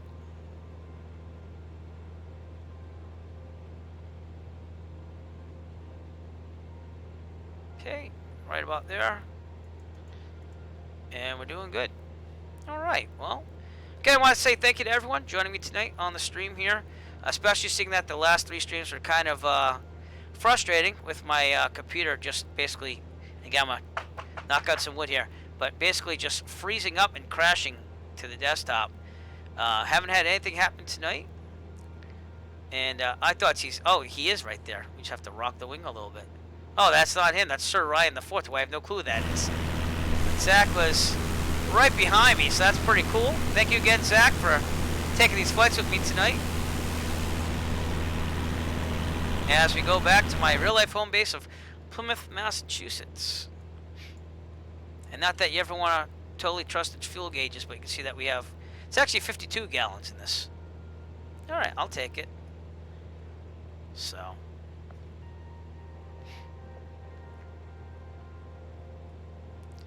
real-life flight planning. The winds aloft might not be the same as Rex Weather for us here. And they're also navigating like servers for their weather, but let's see what they say. 5,000 feet, 32 knots, 264. I calculated 295.42 in real life with the real life winds aloft forecast for tonight. So, I don't know. We'll have to see. Won't be that bad, but New Haven, my watch is saying about 6 minutes. And I'd call that about 6 minutes, so that's what we're going to do. We'll call that 6 minutes. And if you're wondering what I'm doing, I'm using my real-life cross-country procedures here with timing, dead reckoning, And, oh, way too high. We'll trim down and kick this back a little bit. So 6 minutes, and I'll adjust all the other times. 16, 24, 30. How are we doing on getting down there? We're doing okay. All right, 30, 38, 47, and 53. So it should take us about 53 minutes to get to Plymouth, if my calculations are correct. If not, we'll adjust it as we go, but I have to get down to 5,500, so let's do that first.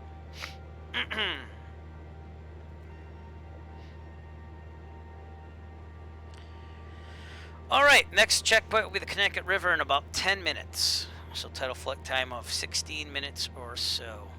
It is a little bumpy though, like it's supposed to be in real life. We had gusts up to 40 knots here today in the area during the day. Trim this thing down, not that far. Whoa, whoa, go easy. Go easy. Right about there.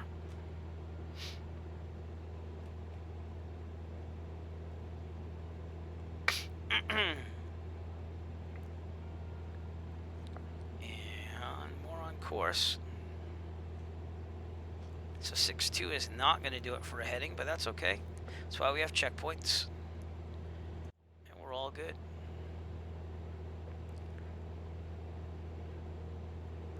By the way, another serious Twitch stream you should see is Downwind Sim. He does a lot of VR, and it's quite interesting. I don't think I could ever get into VR. It's not because of the setup, it's just the fact that I have little kids and they'll scare the bejesus out of me if they come behind me when I'm on VR. That's pretty much what it is. I already have the noise canceling earphones, and sometimes they sneak up on me and scare the bejesus out of me. So VR would be a whole different thing, and I could see my 2-year-old trying to grab that off my head. So, but definitely awesome stream. Watching it in VR, I am a little envious of that because that seems to be a little more realistic. Takes a lot of. Is it a big learning curve? Do you think? You think it's a big learning curve on VR, transitioning from what you're used to? Yep. So it's tough.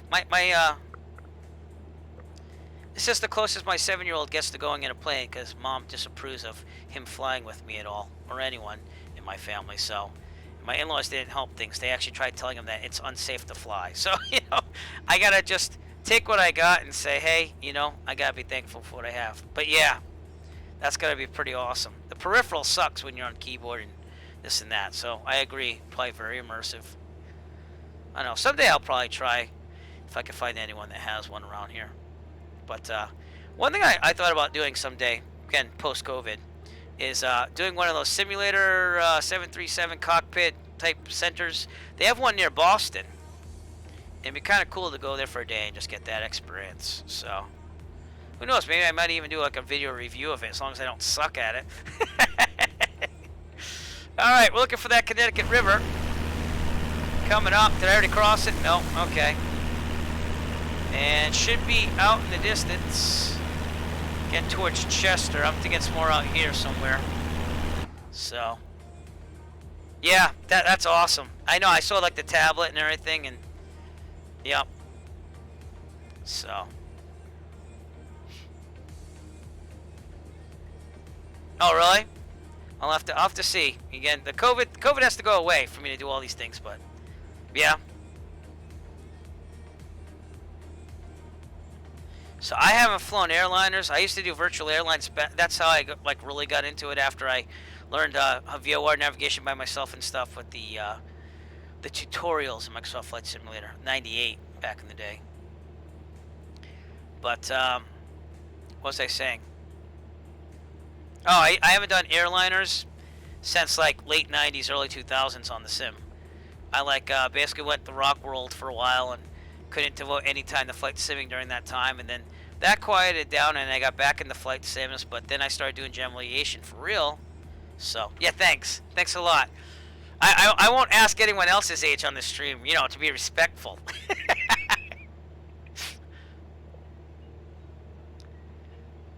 Yeah, I started in '98. I remember my brother flying FS4 and then the Windows 95 edition. and he would not tell me how to learn how to fly a plane, so I learned it myself, and now I'm the role of pilot and he's not. So, but I don't want to dig on him too much. He couldn't get a medical if he wanted. So, but if he ever comes up from Dallas up here to the Boston area, I'm going to take him up, and maybe my niece if she can come up too. But that's a sticky situation too, because he's divorced, so I don't know how that works.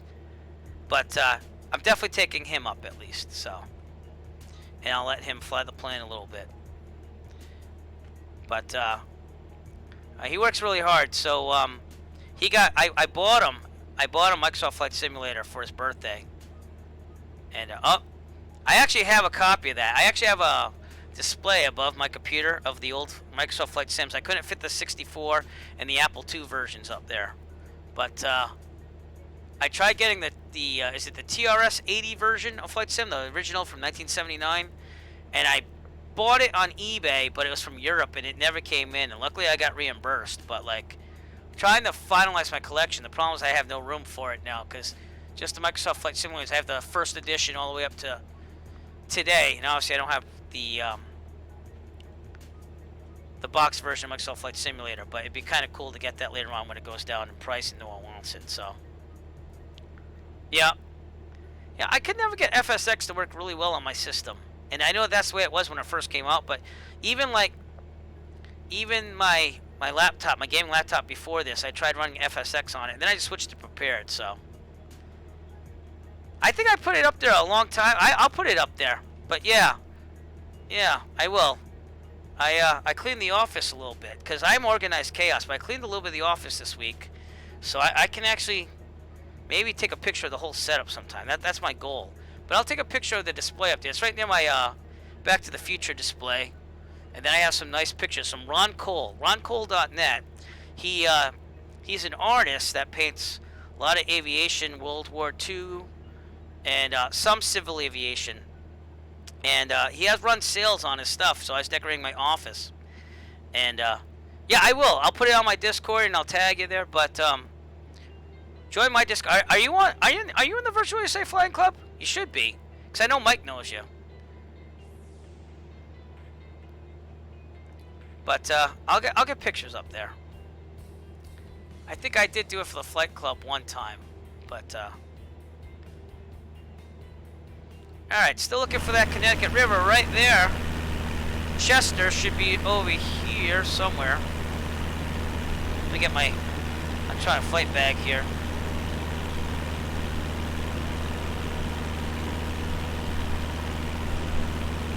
Yep, Chester's right to the north of us. There it is.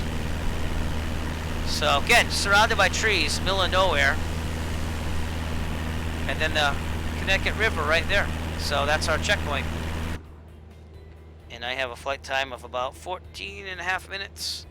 What did I say on my flight log? It said 16? Yeah, so that's going to line up pretty well. You know, when I first started flight simming GA, I didn't feel like doing all the flight planning, but now that I've been doing it as a private pilot forever, it's like, it's easier and quicker, and it actually is quite interesting how a calculator, even if you use the traditional E6B, whoever thought of that must have been a genius. And I know it was done in like the early days of like, I think it's World War II, but whoever invented that the little wheel there where you get all the winds a lot, like it's just amazing to think about. How the heck do you think of something like that on the E6B? It's right up there with the abacus, you know what I mean? But the abacus is a lot more basic than an E6B, so it's just interesting how whoever thought of that, man. Jesus, no batteries. That's why I still have one. So that way, if I use the electronic Sporty's E6B, but I have the traditional in my backpack because I back myself up on everything. So paper sectional still there. I just got my new one for the new cycle. So the chart supplement I do not get, but I do download it and put it on my tablet and my phone. So I only bought one copy, and that was for my flying in the last couple months of training for the pilot. So just to have it for the check ride, you know. But I did learn without the electronic flight bag and stuff, and I thought that was very good to not use technology during the private pilot. So just me, just to make you safer. All right, I got 16 minutes. I have 60 minutes on the flight log. Let's take another look at this. And what this is a PDF form, and I fill it in with my S Pen as we go, and I'm able to save all these flight plans so I can pull them up at any time. All right, 24 minutes total flight time, Norwich, Connecticut. That means in 8 minutes, we should see Norwich, Connecticut. If my calculations are correct. What's the outside air temperature in this puppy anyways? 39. Hey, it's warming up here in the Northeast. So. But for the written, I had both. I had both in case the batteries did die. And I know that they let you bring some batteries. But you have to clear out the thing before you take the written, so. Yeah, it would be awesome. That's why I stuck with the Samsung. I had a Tab S3. I bought both of these used, but I bought a Tab S3 right after I got my private, just to have that extra GPS map following function. But I was using it forever before that on a Air with my old tablet that broke thanks to my kids. But you know, it happens. And then I just bought a Tab S6 to upgrade because it's a lot faster on the processor. And but that app that comes with the Samsung tablets, I think it's right on PDF. It's been great because I can just basically have a PDF template and then write right on it, and that's how I do my flight logs. Because the amount of paper flight logs I was having, it wasn't going to happen. You know, they were all everywhere, going everywhere, this and that. So. You didn't, and that's the important. And you know, you didn't even come close to failing, if you ask me. So I think you did a fantastic job, my friend. All right, what did I do? I just messed this up because I cleared it out without saving it. So let me fix this. 16 and what was it? It was 6 and 16. All right. All right. Let me exit out of that and reload it because it's not working for me. So 6. Oh, it is right there. Here we go. No. Wrong one. It did save it. Okay, cool. And I'm going to the south as we speak, but we're cool. All right. Total 24 minutes. Norwich, Connecticut. Howdy, American Airlines 344.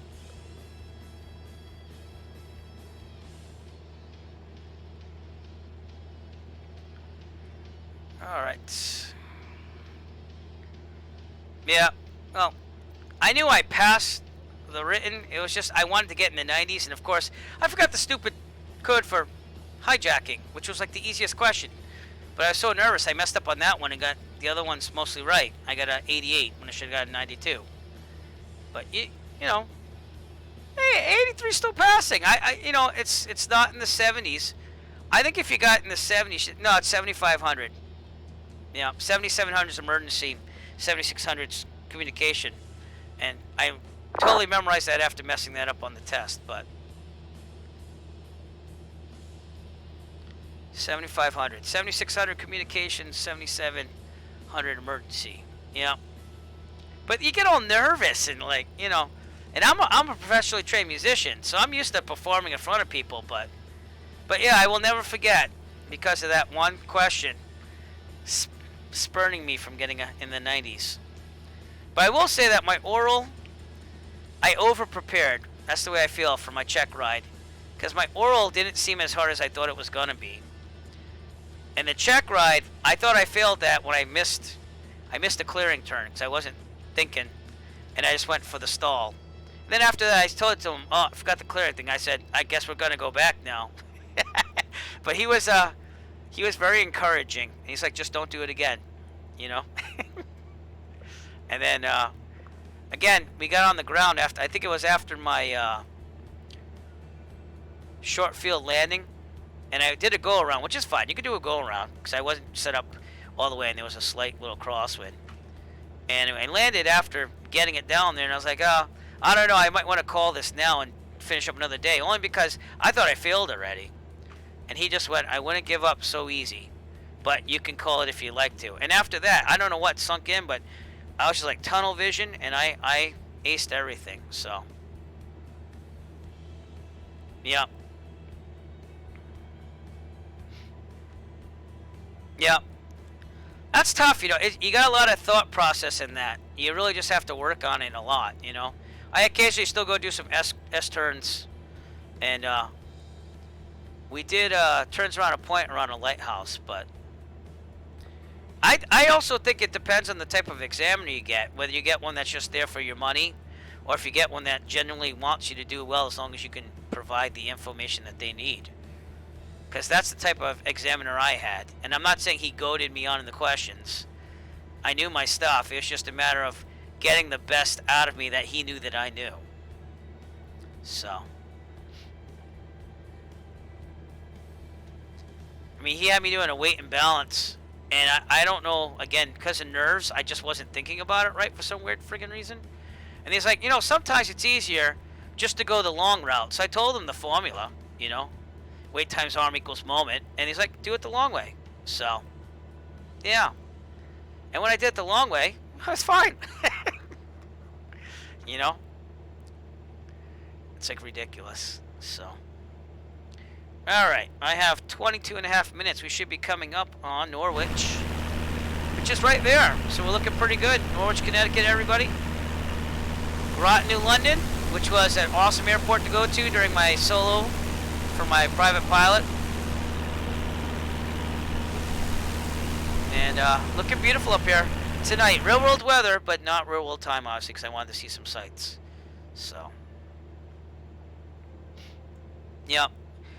I think that they have a good read on who's going to pass and who's not going to pass. I told you about my friend there who still doesn't have his private, and the guy failed him as soon as, like, he asked him a question about Zulu time, and he told me he just wasn't understanding the question. My friend, that is. But he failed him, took his $600 and, like, just left. So. It's nothing wrong with the go-around as long as you don't do, like, 5 in a row because you just can't do it. You know what I'm saying? But if you could, I had a slight crosswind that morning, that evening, actually, afternoon, excuse me. And even he was like, you know, you could decide to do it or not, or we could do it another day. And I went for it, and I just didn't set up right the first time. But the second time I got it, so. I had to do a little bit of a slip into it, but we're good.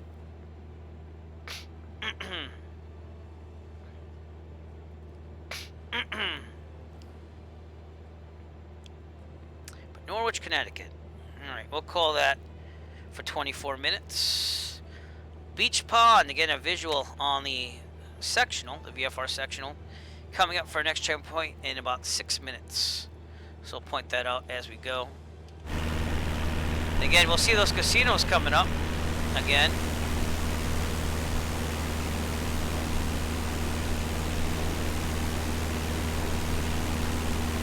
That might be Mohegan Sun right there. And then Foxwood should be out here somewhere. Oh, there it is. Foxwoods Casino. Those are the two places I really try to look for when I fly out here for real life.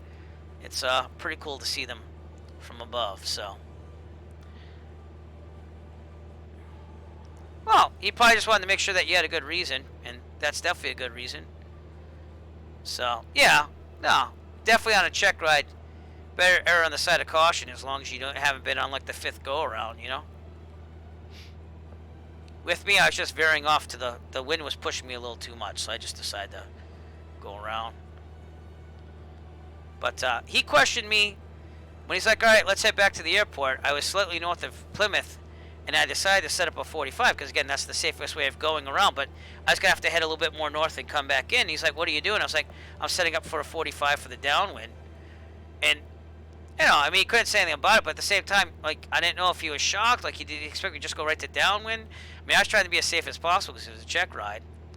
And that downwind is when he pulled the "Do you see the bald eagle off the right side?" question. So you know, let's get back on course here. But again, I'm so excited that my stream actually didn't crash out. We got Harrison Ford with us tonight. Sorry, I poked you in the eye there. So everything's going well. And I want to say thank you very much for everyone that tuned in. It's wonderful to have you here. And it's great to spend time with people while I fly on the sim, which I do anyways, which is exactly why I started the Twitch. Because I was like, I'm going to fly anyways. Might as well share it with people. So we also share real-world flight videos as I get time to post them, that is. Just like Complete Freedom, who soloed for the first time today. So again, shout out to Complete Freedom. And if you haven't seen him, I'm going to do a shout out to him, because he is an up-and-coming streamer. He's actually doing 200 subscribers. He just got 200 subscribers tonight. I was watching a stream before I streamed, but he was showing video of him in his first solo that he did today. So congratulations to him. And it's been a positive night. So yeah. See, I didn't know. He's like, all right, just follow me. And I went into the flight planning room, and he's like, all right, I'm gonna need this and that. And I had the same exact reaction. I was like, no way. You know. And then I thought about my mother, because of course I'm that sentimental. Unfortunately, we lost her early. She was in 2004, but she never got to see me become a pilot. But I just remember her scorning me with the JFK incident, saying, never become a pilot. So then I had tears rolling down my face on that one, going, oh my God, Mom, what did I get myself into?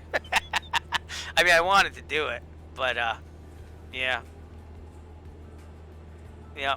And Nick, you could attest to this, the freedom you get when you're actually able to fly by yourself. You know? DG Wallach, raiding with a party of 8. Thank you so much. It's the third raid. The third raid tonight. One's beverage service. So I appreciate that. Not included on this plate. Did you pay the extra fee? And thank you to, I'm going to try it, Dakoka. Is it Dakoka? For following me on Twitch. And thank you for all coming in. Barrel rolls and loop-the-loops, all So, that kind of stuff. thank you for following. Also to Ellie Gamer 929er. And also Lotus Spree. And hello, Faithful Spaghetti. And thank you for coming in during the raid here. This is an all-time high on raids. We've had 3 raids tonight. So I appreciate it. And loop-the-loops, all that kind of stuff. I want to make sure I got everyone here. It's dangerous and irresponsible. That was... Well, who does? I'm doing well, DJ. Well, it's been a really positive night for everybody. I got to be honest with you. It's the first stream in like 3 that I haven't had anything crash on me, so that's good. All that kind of stuff. And thank you. I'm trying to catch the names. DJ Walk, thank you for following. Someone else followed me before, and I think I got you, but if I... Oh, Lizard Soccer 09. Thank you for following me on Twitch. Appreciate it. Yeah, we've had and it's not just me. It's been a good night all around. So, Complete Freedom on an earlier Twitch stream. He did his first solo today. And positivity spreads, man. I'll tell you, we got to see like his video like at least 5 times of his first time private pilot solo, and it brought back memories of mine, and it was awesome. And this stream's been pretty good. We've been do that kind of flying here. It's dangerous and irresponsible. There's too many lawsuits. Well, who does? So yeah, we've been just practicing what I want to do in the real world, which is a flight from Plymouth, Mass, my home base, to Bridgeport, Connecticut, and that's what we're doing tonight. So thank you, Andia19er, or 19 if you will, for following me on Twitch. And make sure I got the checkpoint, which I probably just totally missed, but it would be Beach Pond, which was back here. So yeah, it's about 29 minutes into the flight. It's catching up here on that. So we're good at Beach Pond, 30 minutes.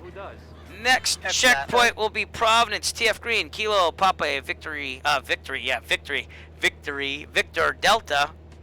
TF Green Airport in Providence, Rhode Island. Our next checkpoint on our flight back from Bridgeport to Plymouth, Massachusetts. You can see it in the distance. And we're currently, I think we're just about out of Connecticut right now. Actually, no, we're in Rhode Island already. We just crossed into the border. So in Rhode Island, my original home state.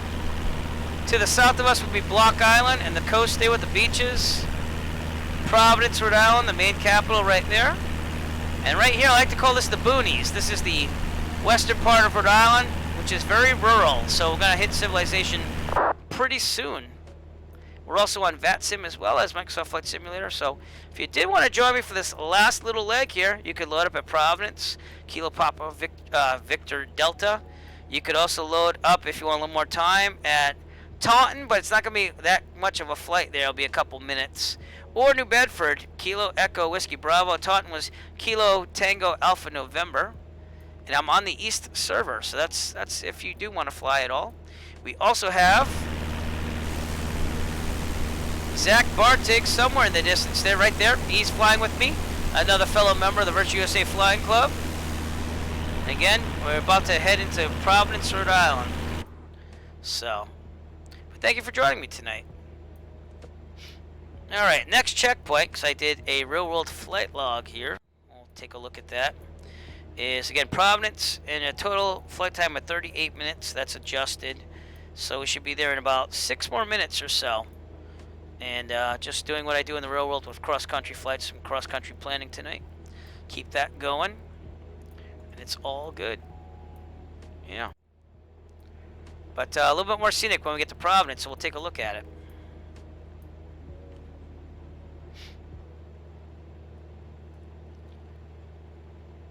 I'm looking for the Citrus Reservoir if we could find it. That's a big visual out here. Actually, it's out here, I believe. So that's the main reservoir for the Providence area. Right now we're flying over probably North Kingstown or something like that.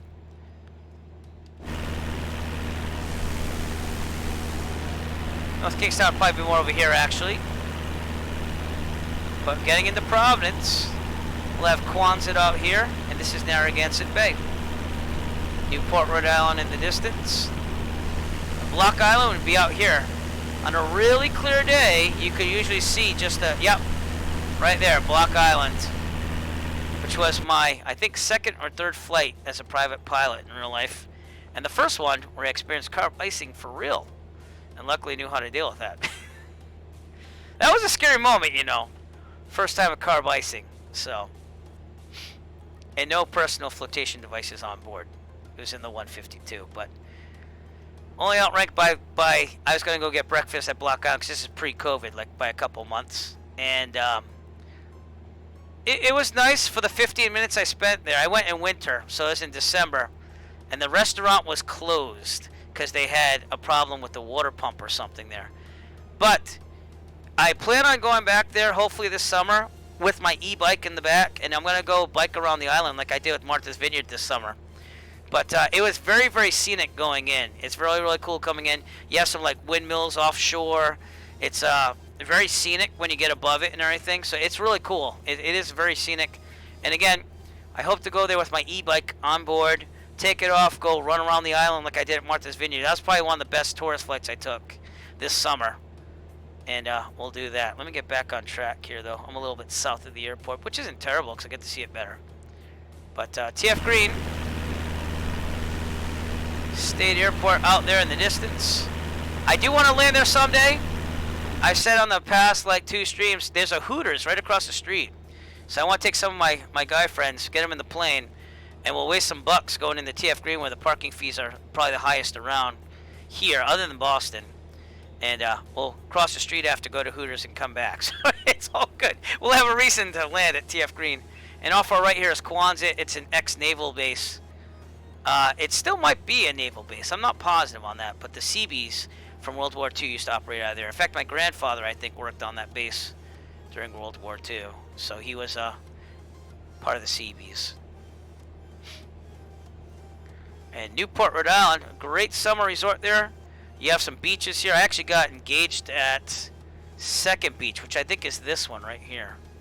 So, but we like going there in the summer, my wife and I and the family. So, that's gonna be cool, Nick. That I'm telling you, take a GoPro, leave it stuck in the back, and just let it record, dude. Take a power pack with it.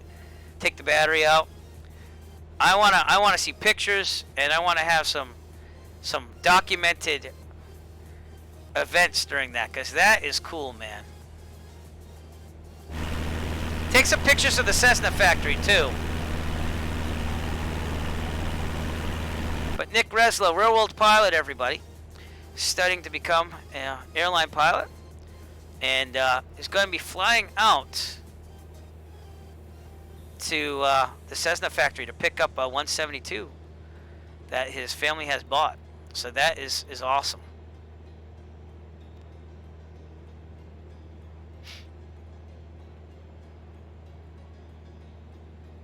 Providence, Rhode Island. The first time I flew over TF Green, I couldn't believe it because this was the airport with all the family vacations and stuff as a kid. And I was just like, look, free to just fly right over it. No problemo. And we are above Class Charlie right now because the ceiling's at 4,100. But what an amazing sight when you look over an airport that used to take off with airliners for vacations and stuff, you know?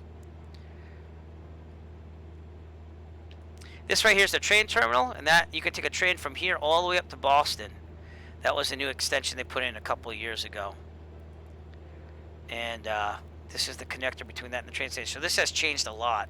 I remember the old terminal from the 1960s, and it didn't look as nice as this. And they did try to make it international. Over here, they bought out all this land, and they tore down all the houses, but then I guess some neighbors didn't want to sell, and so they want to make it international, but it's not a true international airport. They did have a flight to Portugal and back, but I don't know what the agreement was on that, but I think that was TAP Airlines, I believe, that operated that, and then they stopped running that because of COVID and stuff like that. So, but my old neighborhood would be up in the north here. I live north of Providence in Lincoln, Rhode Island, and again, when I fly over there, I get nostalgia too, so I don't mean to get all nostalgic on you, or maybe I do, but it's awesome to see places you've lived. So there you go. I believe in you, Nick. I'm sure that you're going to handle that, but I think it's good that you take someone with you too. You know, I think anything like that, especially the first time, if you're getting used to ferrying something, which might be a future career for you while you get to the airlines, you know, might be good just to get that experience with somebody. Is the person you're taking just an instructor, or are they used to ferrying a plane at all?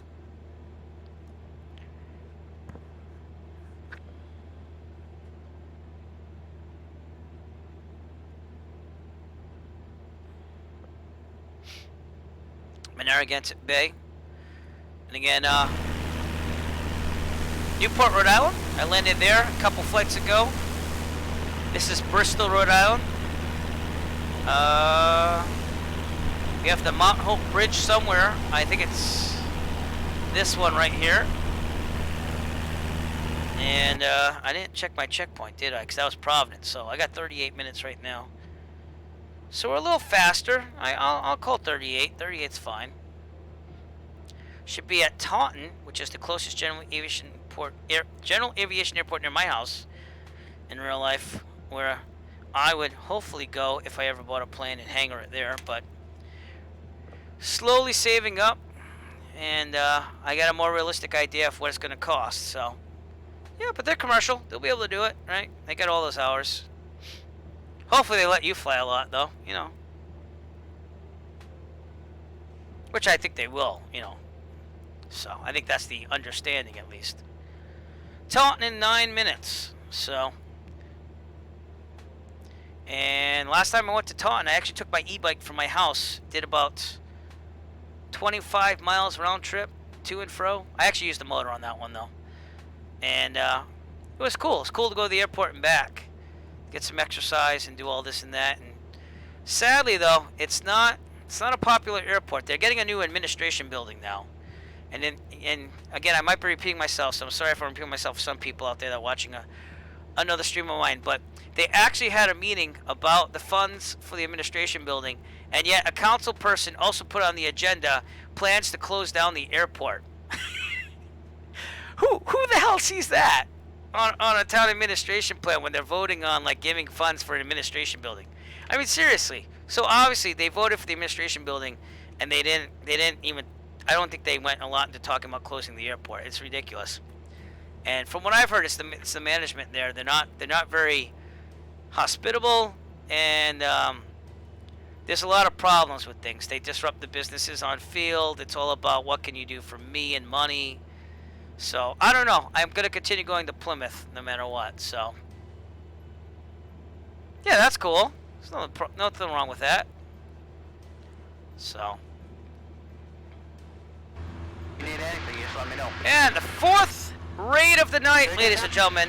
You need anything, just let me know. Workigla just raided the channel with 2 viewers, so thank you for raiding us.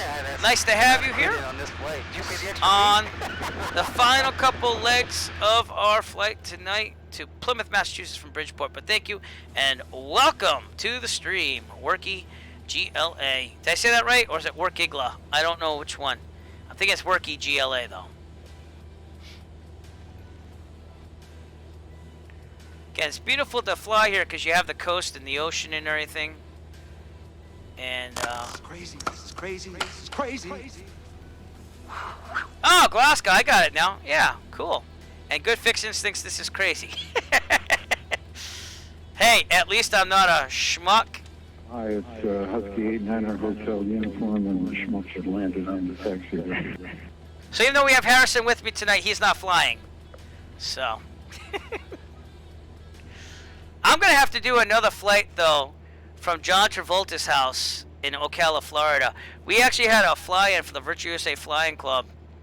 And we flew into Tampa. And I was like, well, I don't have a lot of time because we have the kids tonight. You know, and I had to, like, give a bath and stuff. So, like, okay, I'll get on there. We'll fly from John Travolta's house. And that's from Jumbo Lair, which is a private residence air park. And it was cool. He never will live that down. Never, never, ever. But if you go to Jumbo Lair in the simulator, the default parking spaces are in John Travolta's house. Because you can, in real life, he flies like his private jet and stuff up to the house. So, quite a life he has. But we had John Travolta right here in this seat, other than Harrison Ford, the whole flight. And it was cool, so. And I think that might still be archived on Twitch or not. I'm not sure, so you'd have to check. But I am slowly archiving all these things on a YouTube channel just for archiving. Eric Flight YouTube stream. I think it's stream channel or something. And the link's in the panels below. And then we have the traditional Eric Flight YouTube channel, which is where I post my real world flying and stuff like that. I have some old videos where I pronounce METAR wrong and stuff. It's really good. But thank you to Worky Glasgow, I'm just going to say Glasgow, your nickname is now Glasgow if that's okay, for following me on Twitch. Are you really out of Scotland?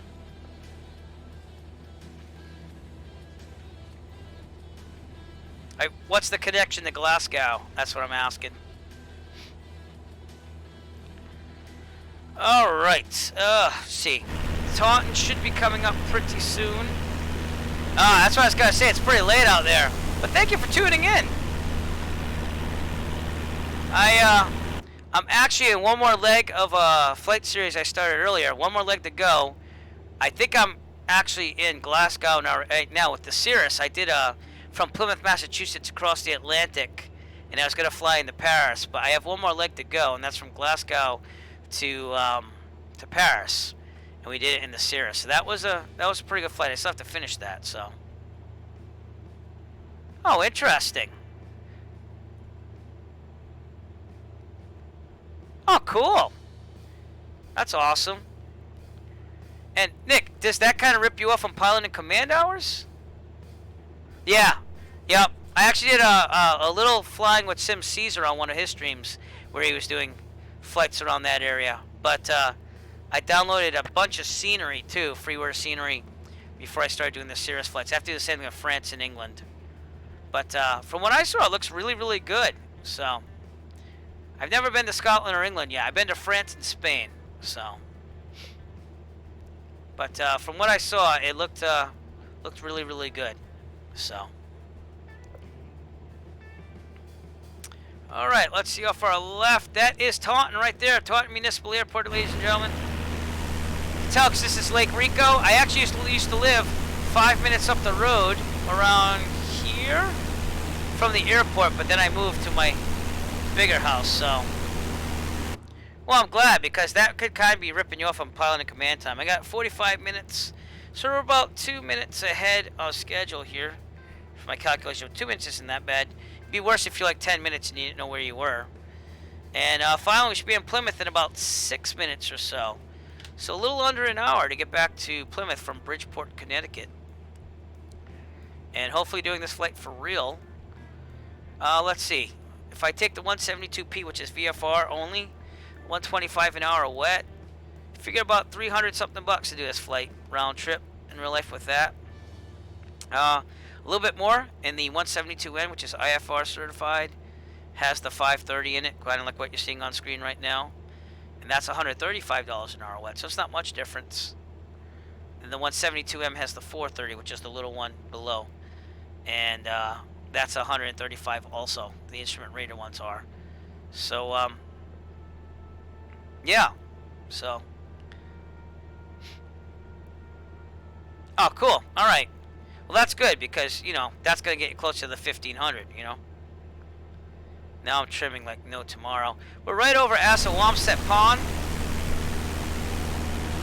Big, huge pond. Big visual right here. To the south of us is one of my favorite airports to get a lunch at. It's New Bedford. Don't know. We should be able to see it from here, so. It's actually right here. Airport Grill. And the last video I posted was actually New Bedford. And then I went back to Plymouth at night to do my 3 nighttime landings to get current to take passengers. But then I stopped taking passengers due to COVID because it's getting pretty bad around here, so. Yeah. So a lot of the instructors, not mine, because mine was my coworker. He's like 70 years old, and he's a former airline pilot. But he did teaching after, so he went pilot for like, I would guess around 20 years, and then he went into teaching, 20, 25 years. But a lot of the young ones are there for the hours, obviously, and a lot of them go, you know, for about, I'd say they're about 500 hours on average here and there, so. But the instructor I originally had was a young person like that, and he found a better job in Connecticut. And I was like, I get how this works, so it's not like a big surprise. But sometimes people don't understand that a lot of people are just building up hours being an instructor. So, all right, we're going to start our descent now, just to get down to 1,150 feet, which is pattern altitude here in Plymouth. And we'll be somewhat on course. We should see it right about now, because Taunton was there. Here's Assawamsett. So Plymouth should be out there in the distance. That's the coast right there, Massachusetts. And Plymouth is famous. Oh, there it is. It's right below us. See, I'm really high right now. But high as an altitude, by the way. Don't think anything of it. Is famous for the Pilgrims coming to America. This is where they landed. So, all right, we're going to head to the south and lose some altitude here. Let's see. Gotta get some weather here. 135.625. This would be Class G airspace below us at Plymouth, so there's no tower here. Kilo Papa Yankee, Mike automated weather observation 2100. Wind 271 at 59er. 271. That means 24. Condition clear. Temperature 15C dew point. 13C altimeter 29904. 29904. Kilo Papa Yankee, Mike All right, we're going for runway 24. And that's good that we're going to the south now, because now we can kind of come in on a 45 anyways. And that is Plymouth. That's our my real life home base. So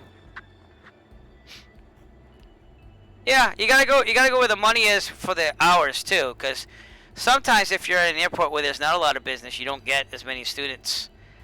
Plymouth is the busiest general aviation airport, so usually they get a pretty good bunch of people to get lessons there. So yeah, don't think into it, Nick. You know that the FAA does not like that stuff. Not at all. High on life. High on life. Oh my lord. I'm gonna get in trouble now, Nick. I already caught like 4 of my students at the high school trying to go on my Discord and stuff, so I actually told one of them in my class, like, stop stalking me. Just so the whole class, he was in 8th grade.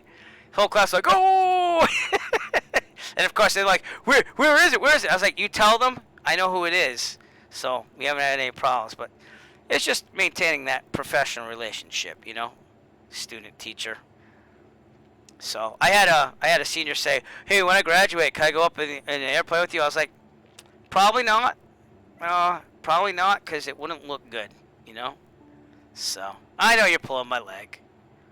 I know it. All right, we're gonna do a teardrop here eventually, but man, I gotta lose some altitude here. So we'll keep heading south for a little bit. If I was paying a little more attention, probably would have been down already, but that's all right. I'm not paying for this on the hobs here, so. But look at this beautiful coast here. If you go out here in the distance is Martha's Vineyard. Really short hop from Plymouth, and probably one of my best visitation flights. In other words, I got the e-bike out. I went and, yeah, pulling the chain. You know it. Yeah, Harrison can't take it from here, huh? You think so? You might think I-195 there's a runway, so I think I'm going to hold on a little bit longer. Oh, here's some restricted airspace, so you don't want to go past the canal too much for Cape Cod. But the Air National Guard base is there. That's what makes it restricted. And there's also some radar equipment here, which is not good for things. But, oh, I see that Zach has decided to go runway 33, which is fine. I'll still go in 24. There's the Air National Guard base, and this is where I learned my S-turns and stuff. We actually use this highway for my S-turns. Then there's a Home Depot out there that we did for turns around a point, because it lined up over the Home Depot, and I was able to pick like one of the bridges on the highway. So that was a pretty good time. And then over here is Plymouth Harbor, again where the Mayflower landed. Then they took the small boat in. But it's very scenic around here. You know, I don't think of it as fondly as I did when I first started flying, obviously, because I see it all the time. But if you haven't been here at all, Plymouth is a pretty nice airport to see and to land in. So, alright. Enrich the mixture will go full rich on 3,000 feet. And that is the airport in the distance. Zach's going to land on 3-3, so keep an eye out for him.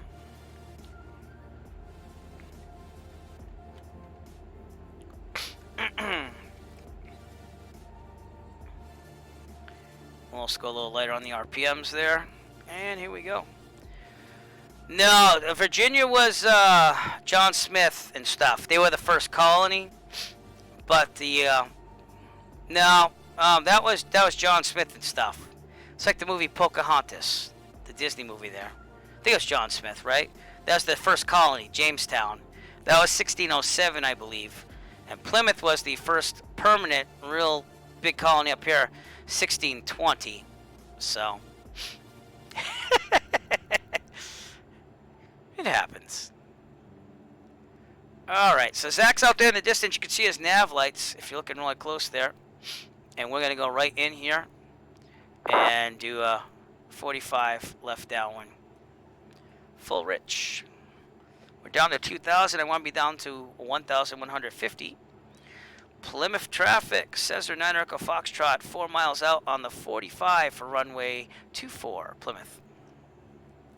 Ladies and gentlemen, as we start thank you so much, good please fixins. make sure your seat backs and tray tables are in their full upright position. Make sure your seat belt is securely I trust you, fastened Nick. and all carry-on luggage is stowed safely and securely in the aircraft. Thank you. These right here are cranberry bogs. If you're wondering, Massachusetts out here, big supplier of cranberries and cranberry juice and all that wonderful stuff. And Ocean Spray actually owns a lot of places out here. So that's what you're seeing on these little bogs. Yeah, he's doing a touch and go right there. Or he's doing a go around. I don't know. Well, thank you. Thank you, Broccoli the Great. It actually, and I'm going to knock on wood again before I say this, I have not had a crash the desktop or anything with Streamlabs OBS, so it's back on. It is the stream software of choice, I guess, for now. You can see I'm having a little bumpiness here because it was a little violent on wind today in real life. And I think in real life I'd be kicked around a little bit more, but that's just me. So I'll take what I got. We're at 1,150, hence why I put the RPMs up. And yeah, Ocean Spray. Yep, hence the name. They used to have a museum with Ocean Spray too, but they closed that down a little while ago. But if you're going to come here in the summer. Go to Plymouth, go to the beaches, stuff like that. Go to Newport, Rhode Island. Make it like a regional type thing. That's within an hour, so. Alright, we're going to turn downwind pretty soon. Clear on the left, rocking the wing up a little bit. Alright. Turning downwind.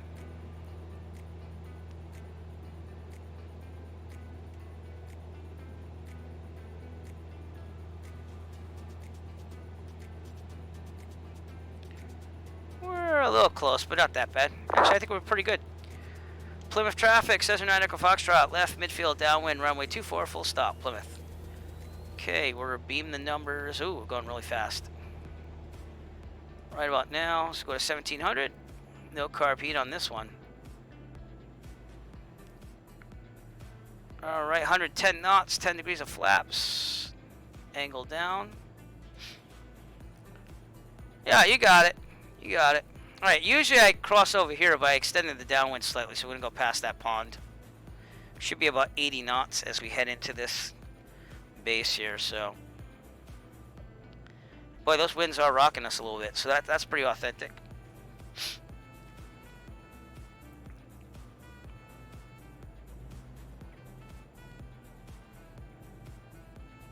And this should slow down the airspeed as I head into the wind, you would think so. Alright, 15, which I'm probably below that. No, I'm not. 10 degrees of flaps. Right about the white arc. We're okay still. There we go. And we're going to turn final. Keep it around 70 or so. 70, 75 knots. As we turn final. I might have to call extended final, but the peripheral vision sucks. So that's why I didn't. I should have probably checked though, but still. Real life flying, it's so much easier. Okay, keep it about 80 to close the distance here. And that's runway 24 right there for Plymouth. Okay, slow it down a little bit. Save the extra 10 degrees of flaps. We'll get closer. Yeah! No, that's cool. Yeah. Everyone's got strengths and weaknesses here. And I'm not saying history is a weakness. I'm just saying everyone's got strengths and weaknesses. So. Definitely on that. I even thought about getting that tracker software, but then I just thought it was another thing I'd have a problem with. So, alright, full flaps. Pull out the throttle. We're going a little fast. With a constant angle descent lined up to center line. Good. Stick the landing. Slow it down. Slow it down. 65 would be okay. I guess 70 is okay. There are gusts going on, so. Didn't say on the radio, but there are around the area. I think we're okay. We're looking pretty good. Nice descent. Okay. Level out. And we're floating. I don't think it floats this much in real life, by the way. Flaring. Come on, drop already. Oh my god! It's floating forever, people. It's floating forever. To the middle. That's alright. Okay. Well, I never usually have to go this far down the runway. That floated for a long time. So I'm wondering if I got that hot fix or not, so. Stalling is definitely not a thing apparently in the sim, no. Like you'll hear the horn right there at the end, which is not a bad thing to hear right before you touch down, but. I just can't believe how much that floats, and I'm wondering if that hot fix got installed or not, because I tried looking for it, but I couldn't really verify it, so. Alright. Plymouth traffic, Cessna Echo Foxtrot, clear of runway 24, Plymouth. And with that, we go to the checklist. Let's go to the checklist right here. Acrobat. Okay, flaps are up. And strobes are off. I never turned them on in the first place. That's not a bad thing. It stays light still, so we're good. Pitot heat trim set for takeoff. It basically is. Alright, we're good to go. I'm going to park right near my real-world flight school. This would be the big hangar where they store the planes. That's the maintenance hangar, and this is the flight school right in the middle, so. That's where we're going. Oh, whoa, sorry, wrong button. Wrong button! Sorry about that, people. Jeez. I hate it when I push the wrong scene. And in real life, we don't park the planes like this. We park horizontally that way. So we're just going to try to follow the flow here, but that's not realistic. Zach, coming in for a landing. If I can hopefully park this thing quick enough, or at least stop, I can get a drone out there. We'll see if I can do that. I don't know.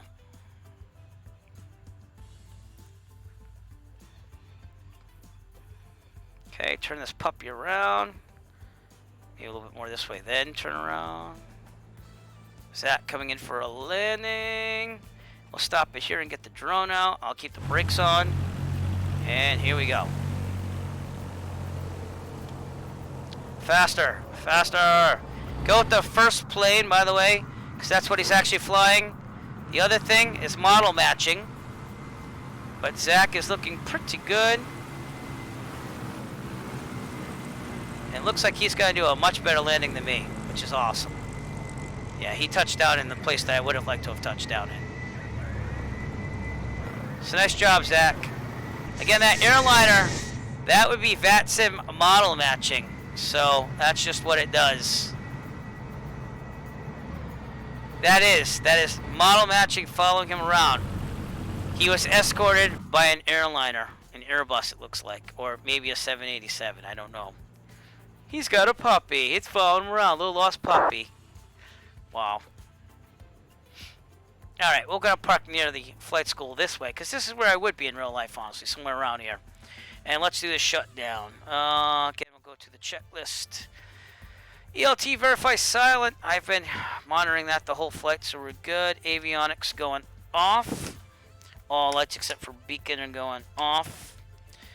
Alright, everything else looks good. Is there anything I forgot? No. Alright, mixture. Full lean. We'll get this ridiculous screen that says I flew for 2.5 hours in the day. Wait till the propeller stops. Magneto's off, master off, beacon off, parking brake that we never use because we usually chalk it because it's hydraulics. And welcome back to Plymouth, Massachusetts. Is that going for a Harrison Ford moment, it looks like? I think he's going for the Harrison Ford moment right there. It's Husky 89 Hotel uniform, and Schmuck had landed on the taxi there. So he didn't land. He took off from the taxiway area. We'll go, hey, Harrison, you have a student right now. You see that? You got a student out there. This is all good.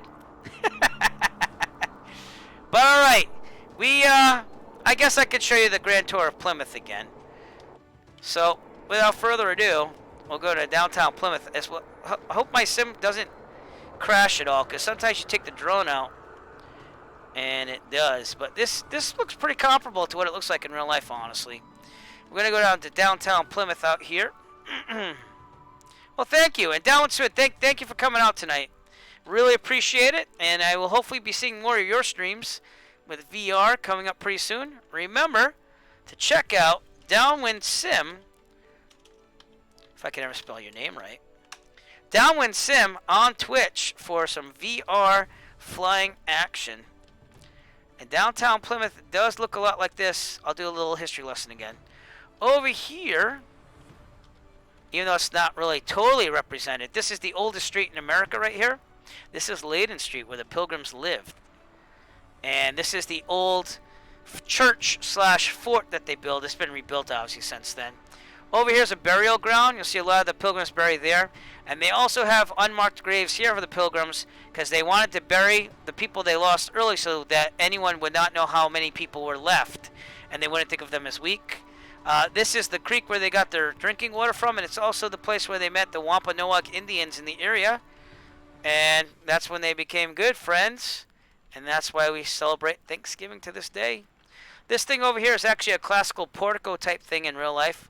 This is what it looks like in satellite imagery. And this is where Plymouth Rock is, the first rock that the Pilgrims supposedly stepped on when they came to the New World. They were actually supposed to land in New York, but they decided to come here.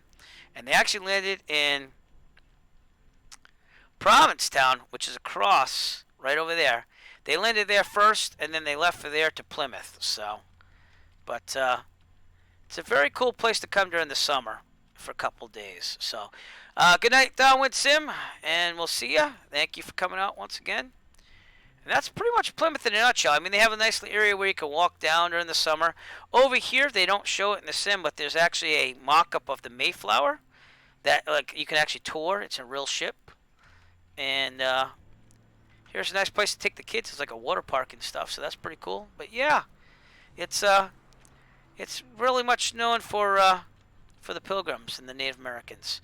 That's the high school, Plymouth North. I know some people that work there. And over here, if I can find it, I'm not sure if oh, wait, this is it.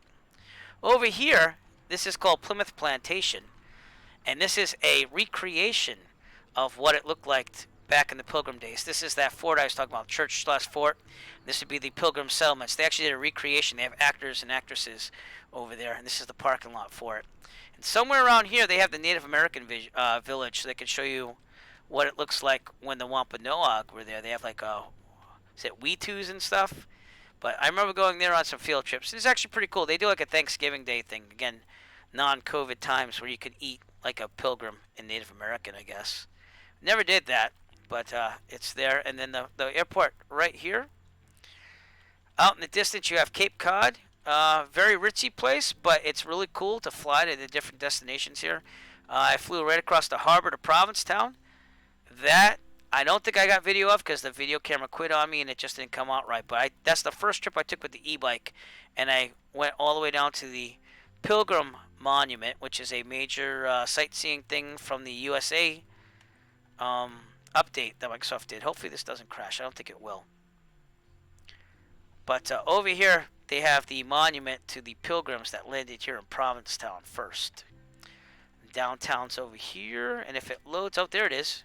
It's that tower right there. So that is the Pilgrim Monument right there. And I was able to take the e-bike from the airport, which is right off the beach here, all the way down to go visit that and then go back. And that was a good trip. That was a good, like, hey, can I fit an e-bike that barely fits through the doors of a 172 and put it in 152? The answer is yes, with a lot of effort, by the way. So I'm glad I got the e-bike. I kind of chose the bigger one for the bigger battery, but it does work and it's awesome. So and that's it, right across the bay here to Plymouth. And that was a little tour of Plymouth, where I fly out of all the time. So anyways, we're going to end our stream here tonight. I want to thank everyone. I got 4 raids tonight. I got a lot more followers tonight. I appreciate everything.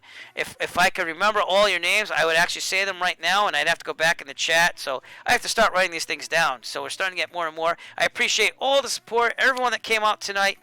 And just thank you for watching my stream. And I'm glad that I could finally deliver your stream, along with Harrison Ford. Let's thank Harrison Ford for coming along tonight. And the Flying Monkey that Good Fixins has let out of the zoo. And I just want to say thank you so much. And hopefully I'll see you pretty soon. I think we're going to try to stream on either Friday, Saturday, or Sunday. I try to do 2 streams a week. While you're at it, check out the Eric Flight YouTube. I'm trying to get to 1,000 subscribers there. It's real life flight videos of flights that I take. I'm a little bit behind on getting them out there, but I'm trying my best. I think the last one was my nighttime landings at Plymouth. So you can kind of see Plymouth at night. It's a really cool video to watch. In fact, there's a little drama. There's a car on the runway where I have to do 2 go-arounds. But it's a good time. And it was worth it. So anyways, I will see you later. Have a great night. And thanks for watching.